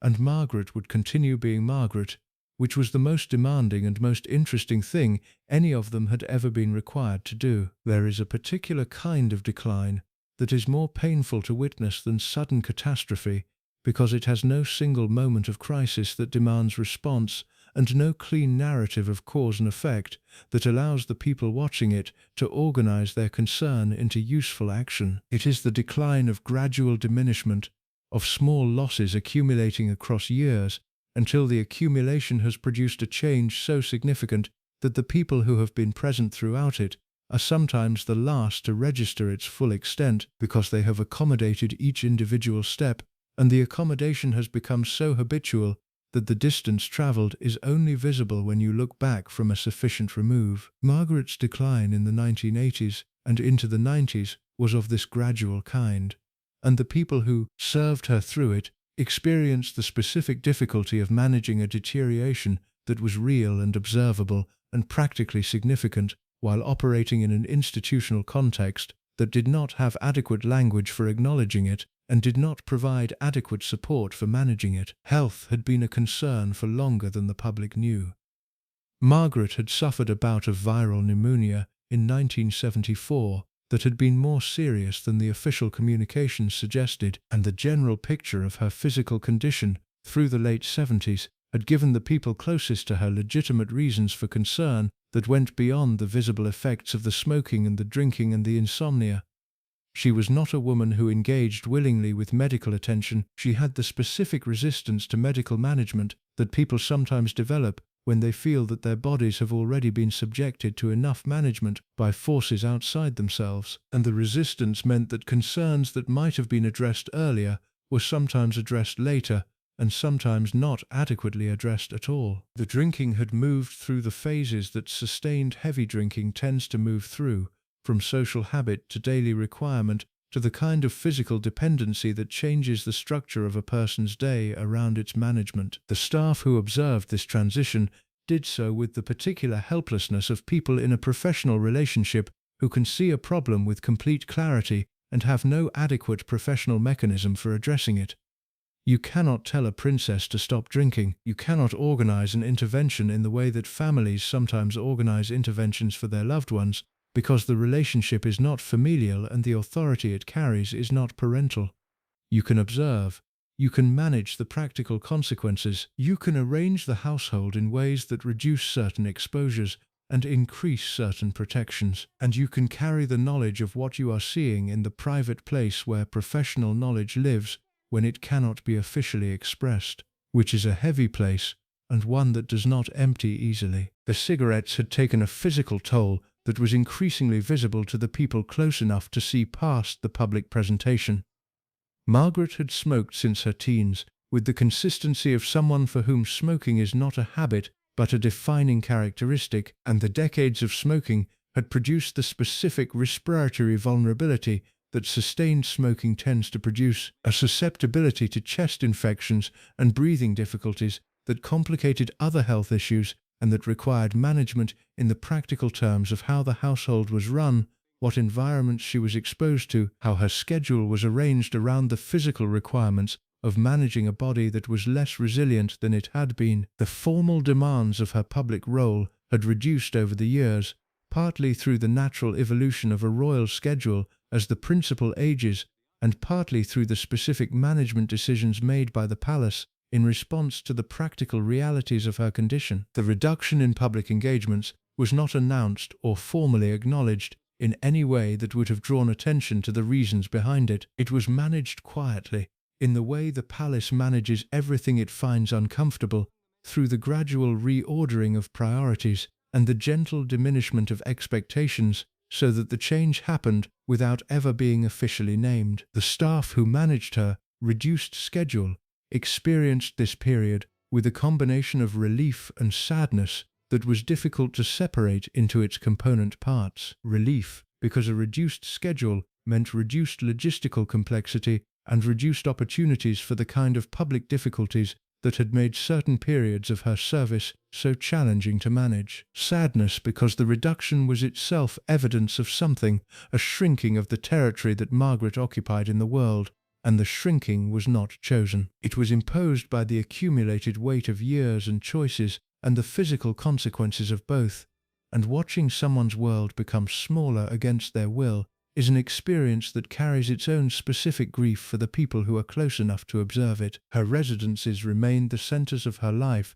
and the management of those residences became an increasingly significant part of what her household did. Kensington Palace, which she had occupied for decades, and which had been shaped by her taste and her preferences into an environment that was genuinely her own, remained her primary London home. It was a palace apartment in the formal sense, but it was also, more than anywhere else, a home in the personal sense, furnished with the things she had chosen and arranged in the ways she found pleasing, and filled with the evidence of a life lived with genuine aesthetic intelligence. The staff who maintained it understood its significance in a way that went beyond the practical requirements of household management.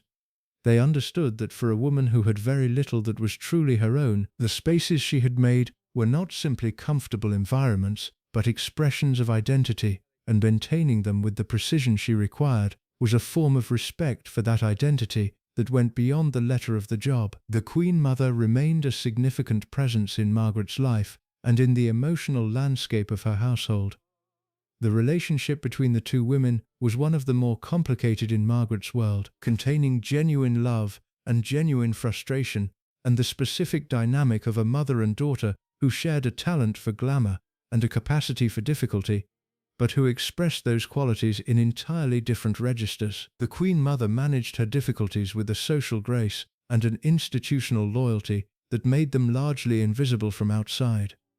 Margaret expressed hers with a visibility that the institution found much harder to accommodate. The staff who served both women were sometimes aware of the comparisons being made, not always explicitly, but with the unmistakable quality of institutional preference, and the awareness of the comparison was another layer of the complexity they carried in Margaret's service. The relationship with her children deepened as the years passed, and the children became adults with their own lives and their own perspectives on the family they had grown up in. David and Sarah had navigated the specific childhood of being Margaret's children with the resilience that some children of difficult parents develop, a combination of genuine love for the parent and clear-eyed understanding of the difficulties the parent presented, an understanding that was both more complete and more compassionate than the public understanding of Margaret that the press had constructed. They knew her as a mother as well as a princess, and the knowledge was complicated and affectionate and real in ways that the public narrative could not contain. The staff observed the relationships with the children with the warmth that the observation warranted. Margaret with David and Sarah was not the Margaret of the official engagements or the difficult household mornings. She was more straightforwardly loving, more willing to be imperfect, less concerned with the management of impressions in the presence of people who had seen all of her impressions assembled and dismantled over the course of their entire lives. The children's visits to her residences changed the atmosphere of the household in ways the staff appreciated. providing a note of genuine family warmth in an environment that was not always warm and not always genuinely familiar. The strokes arrived in the late 1990s with the specific brutality of medical events that change a person's life, not through a single decisive moment, but through a series of cumulative assaults on the body's systems that alter function gradually and irreversibly. Margaret suffered her first stroke in 1998 while on holiday on Mystique, the island that had been her refuge. The place where the requirements of royal life could be most completely set aside was also the place where she was most physically remote from the medical resources that a serious health event required, and the management of the immediate crisis by the staff who were present with her demanded the specific competence of people who have been trained for emergencies and the specific resourcefulness of people who are managing an emergency in conditions that their training had not fully anticipated. The stroke left her with damage to her vision and to her mobility that was significant and that required the household to reorganize itself around new practical realities. The staff who had been managing her for years adapted to those new realities with the professionalism that the job required and the personal difficulty that any serious illness in someone you have served closely tends to generate. They were not simply managing a changed schedule, they were managing a changed person. A person whose physical capacity was reduced in ways that affected her independence and her dignity and her sense of herself as someone who moved through the world with the authority that came from being fully present in it. The question of dignity was one that occupied her staff with a particular urgency during this period. Margaret had always been a person for whom dignity was not an abstract value, but a daily practice, a thing she maintained through the precision of her presentation and the quality of her bearing and the specific way she inhabited whatever space she occupied. The physical changes brought by the strokes threatened that practice in ways that required the staff to be both practically responsive and deeply sensitive, because managing the practical consequences of diminished capacity without communicating pity or altering the quality of the professional relationship in ways that Margaret would experience as condescension required a skill that was genuinely demanding. She burned her feet in an accident at her Mystique house in 1999, an accident whose cause and circumstances were managed by the household with the discretion that the situation required, and the burns added a further layer of physical limitation and pain to the situation that was already complicated enough. The recovery was slow, and the slowness was difficult for a woman whose relationship with her own body had always been defined by the energy and the presence she brought to her inhabiting of it, an energy that was now diminished, and a presence that was now interrupted by the requirements of medical management that she found both necessary and humiliating. The staff during this period were doing something that went considerably beyond the job description of royal service. They were providing a form of care that had physical and emotional dimensions that the professional framework of their employment did not fully account for and did not adequately support. They were managing not only the household, but the person, in the intimate sense that caring for someone whose physical capacity is diminishing requires, and they were doing it for someone who was both grateful and resistant, both aware of her dependence and unwilling to fully accept it, because full acceptance would have required acknowledging something about the trajectory of her life that was not yet speakable. The further strokes came, each one left its mark on her function and her capacity and the territory of her daily life, shrinking the world she could inhabit and the activities she could undertake and the independence she could maintain. The staff who had known her at her most formidable, who had experienced the full force of her personality when it was operating without impediment, experienced the contrast with the particular sadness of people who understand exactly what they are watching diminish and cannot prevent the diminishment. She remained mentally present in ways that were sometimes astonishing to the people who expected the physical decline to be mirrored by cognitive decline. Her mind retained its quickness and its precision even when the body that housed it was compromised, and the retention was both impressive and painful, because a sharp mind in a diminishing body experiences the diminishment with a clarity and a frustration that a less alert mind might be protected from. She knew what was happening and what it meant and what it was taking from her. and the knowledge was written in her face in the moments when the public composure was not fully assembled and the private reality was visible to the people close enough to see it. The household that managed her final years was smaller than the household of her most public decades, as the scale of her official life had reduced to match the scale of her physical capacity, but the people in it were no less tested by the demands of the service, and in some ways more so, because the demands of caring for someone in serious decline are different from the demands of managing a difficult public life, but they are not less demanding, and they carry a weight of human complexity that the professional framework of royal service is not well designed to address. The press continued to watch.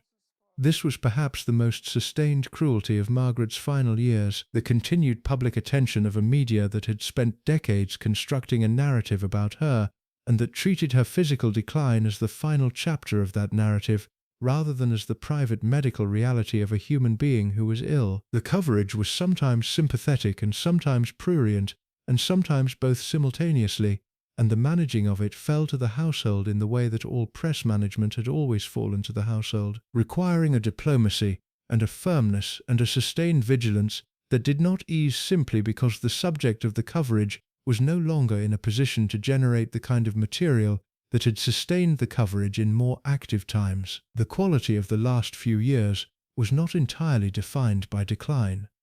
There were good days, and there were connections that remained genuinely sustaining, and there were moments of humour and the intelligence that had always been the most reliable indicators of who Margaret actually was beneath the accumulated weight of everything that had happened to her, and everything she had done, and everything she had been required to be. The staff who were present for those moments held them with the specific care that people hold things they understand to be rare and diminishing, because the rarest and most diminishing thing in the world is a human being nearing the end of their particular and irreplaceable presence in it. They served her through the decline with the same combination of professional skill and personal complexity that had defined the service throughout, carrying the difficulty and the occasional grace and the sustained human weight of being present for someone whose life had been extraordinary and painful and brilliant and wasted and full all at once.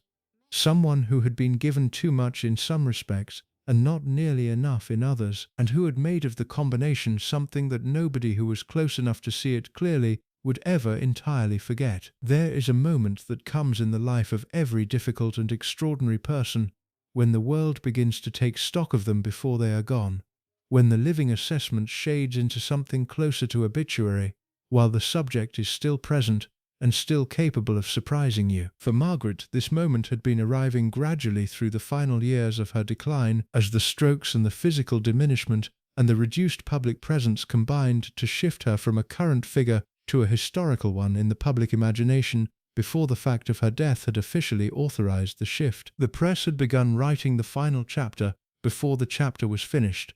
The palace had begun managing the transition before the transition had occurred, and the staff who remained with her in those last years were doing something that had no adequate professional name, serving someone who was simultaneously still here and already being discussed in the past tense by the world outside her doors. She died on the 9th of February in 2002 at the King Edward VII Hospital in London, following a further stroke. She was 71 years old. The announcement was made in the careful language that official royal communications used to wrap human loss in institutional form, and the world received it in the various ways that the world receives the deaths of people it has watched for a very long time without ever fully knowing. There was sadness in some quarters and relief in others, and in many quarters the specific mixture of both that tends to accompany the deaths of people whose lives have been both admired and pitied, and who have carried visible suffering for long enough that the ending of the suffering is difficult to separate from the grief of the ending itself. Inside the household, the experience was different from any public response, because the household had been managing the approach of this moment for years, and the moment itself, when it arrived, carried the specific weight of things that have been anticipated for so long that the anticipation has become a permanent feature of consciousness, and the event itself, when it comes, lands with both the force of the inevitable and the shock of the actual. They had known. They had not been ready. Both of these things were true simultaneously, and the holding of both was the final requirement of a service that had always required the holding of contradictory things. The period immediately following her death required the staff to manage the institutional machinery of royal mourning, while also managing their own private responses to the loss of a principal they had served for years or decades, responses that were complicated by the complexity of the relationship itself and that did not fit neatly into any of the categories that the official mourning provided. Public grief has formed. It has rituals and language, and an established choreography that allows people to participate in collective loss without having to fully expose their individual experience of it. The staff's grief was more private and more complicated than public grief because it was shaped by knowledge that the public did not have, by years of daily proximity to a person who was not identical to her public image, and whose reality was significantly more nuanced and more painful and more interesting than any version of her that the newspapers had ever managed to convey. They had hated it, working for her, at one time or another, and some of them for sustained periods that had left genuine marks. The hatred had been real. It had been earned by the lateness and the moods and the precise social cruelties and the emotional labor that was never acknowledged, and the exhaustion of maintaining a household around a principal whose needs exceeded what any professional arrangement could adequately supply. Anyone who served her and claims never to have hated any part of it is either misremembering or was not paying sufficient attention to know what was happening around them. The difficulty was real. The cost was real.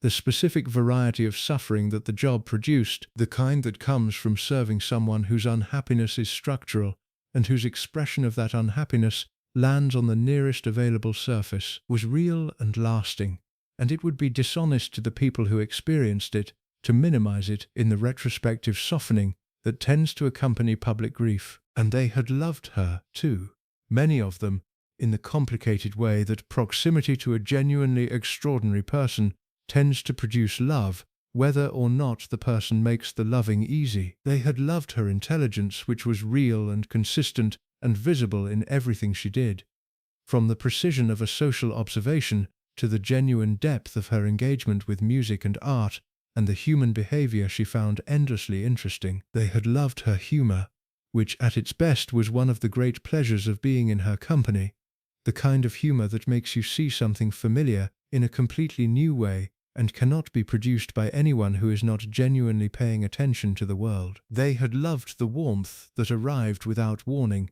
and the generosity that was real even if inconsistent, and the moments of genuine human connection that broke through the professional surface and reached something deeper than the working relationship was designed to accommodate. The verdict of the people who served her, assembled from the accounts that have become available across the decades since her death, is not a simple one. It is not the verdict of people who have decided that she was admirable, or that she was intolerable, or that the truth was somewhere comfortably in the middle. It is the verdict of people who understand that some lives resist simple verdicts, that some people are too large and too complicated and too genuinely human for the summary that the desire for clean narrative keeps demanding. Margaret was all of the things that have been said about her: the difficult princess, and the brilliant hostess, and the damaged woman, and the loyal sister, and the impossible employer, and the genuine friend, and the person who could make a room feel more alive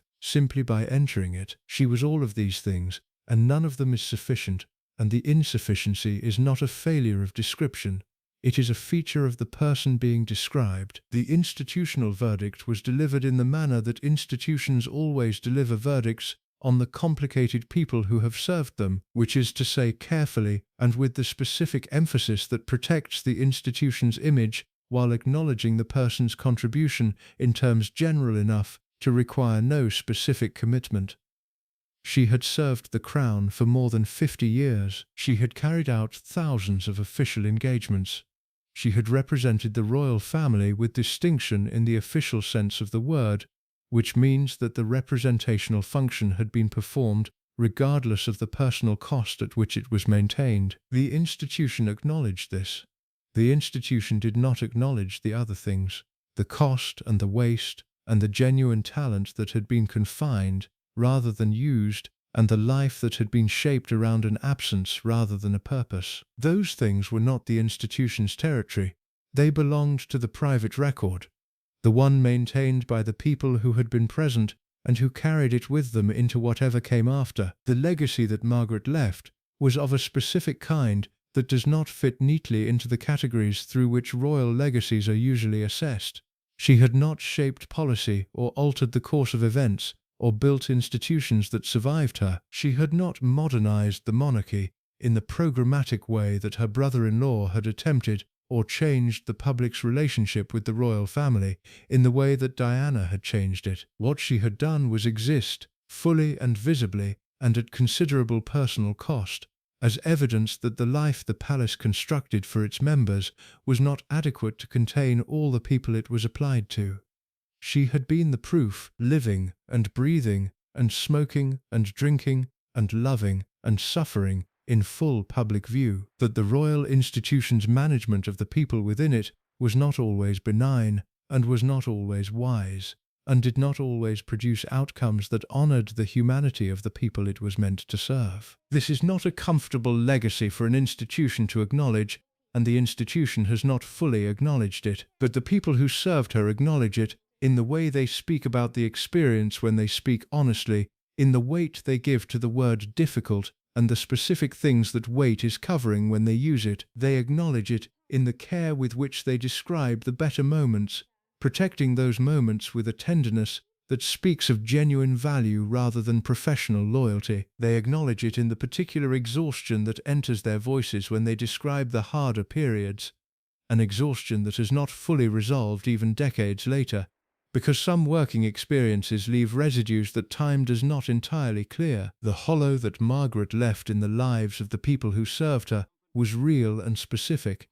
It was not the hollow of a person who had been straightforwardly beloved and whose absence was a simple subtraction of warmth from the world. It was the hollow of a complicated presence, of someone who had filled the space around them with an energy and a difficulty and a brilliance that, once absent, left the space both quieter and emptier than any simple absence could account for. Staff who had spent years managing the lateness and the moods and the precise social cruelties found themselves, in the years following her death, occasionally startled by the absence of those very difficulties, the way you can miss the weather that made your life hard simply because the weather had become the texture of your experience, and its absence is its own kind of loss.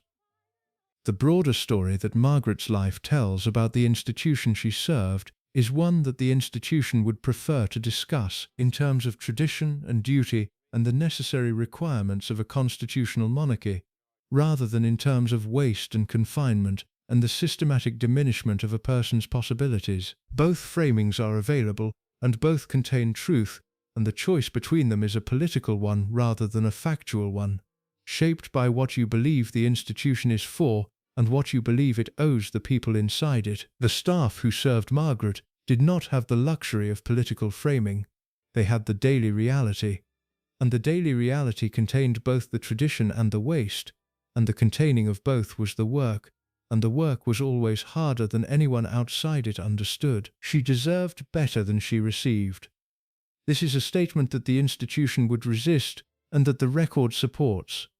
She deserved a purpose adequate to her abilities. She deserved a love that the institution was prepared to permit. She deserved a role that used the genuine intelligence and talent she possessed, rather than confining those qualities to the social performances that the palace required and the official functions that her position defined. She deserved, in the plainest terms, a life that fit her. The institution could not provide it. The times could not provide it. And the gap between what she deserved and what she received was where everything difficult about her personality originated, and where everything that made her staff's lives hard was rooted, and where the genuine sadness of her story lives, resistant to the easy verdicts that the public appetite for simple narrative keeps demanding. The staff who served her knew this.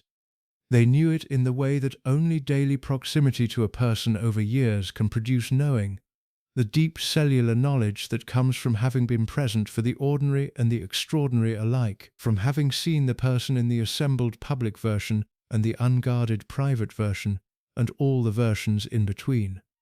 They knew the brilliant Margaret and the cruel Margaret and the funny Margaret and the sad Margaret and the Margaret who could make you feel, for a brief shining moment, that being in her company was one of the great privileges of your professional life, and the Margaret who could make you feel, 20 minutes later, that you had made a serious professional error in ever accepting the position. They served her because the job required it, and because the job mattered, and because some of them, the ones who lasted longest and understood her most fully, had arrived at the particular relationship with her that sustained service through difficulty tends to produce a relationship that was not quite love, and not quite respect, and not quite the professional neutrality that the job officially required, but something that contained elements of all three, and could not be adequately named by any of them individually. They served her because she was worth serving, even when the serving was terrible, even when the difficulty exceeded what the rewards could reasonably justify, even when the most honest answer to the question of how the work was going was the single word that the palace professionals had always used when they needed to communicate a great deal without saying anything specific: difficult.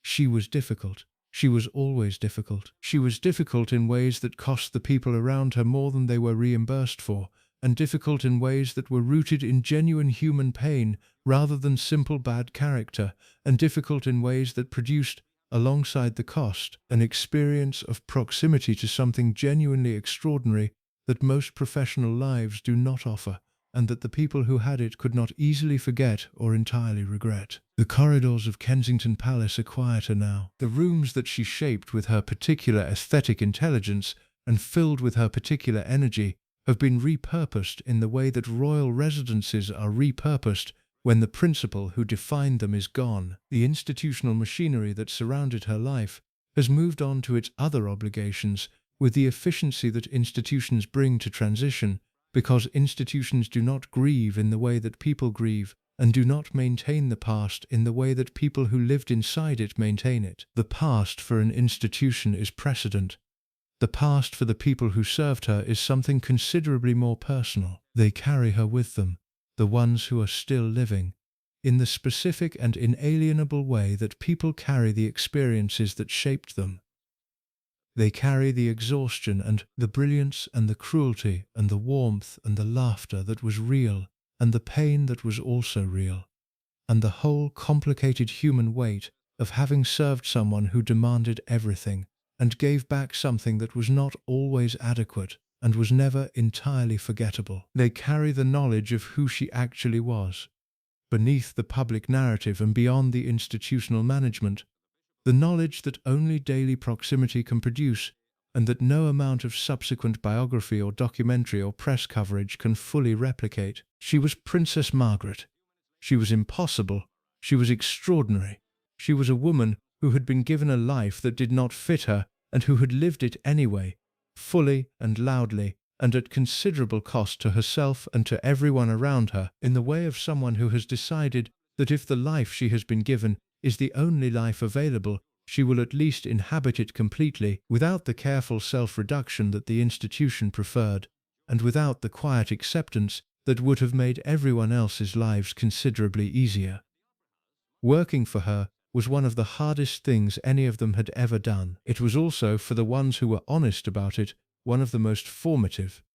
The hollow she left was the shape of someone who had been entirely present, and presence of that quality and that difficulty and that particular human vividness does not leave a small space when it goes. It leaves the exact size and shape of itself, and the people who had organized their professional lives around managing it found, in the quiet that followed, that the managing had become a kind of meaning, and that meaning, even when it is exhausting, and even when it costs more than it gives, is not nothing.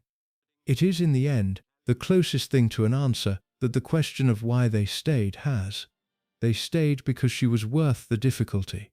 They stayed because the difficulty was inseparable from the worth. They stayed because leaving would have meant abandoning the proximity to something that could not be found elsewhere, and the something, impossible to name and impossible to forget, was Princess Margaret herself, in the full and complicated and human and irreplaceable truth of who she actually was. That was why they stayed.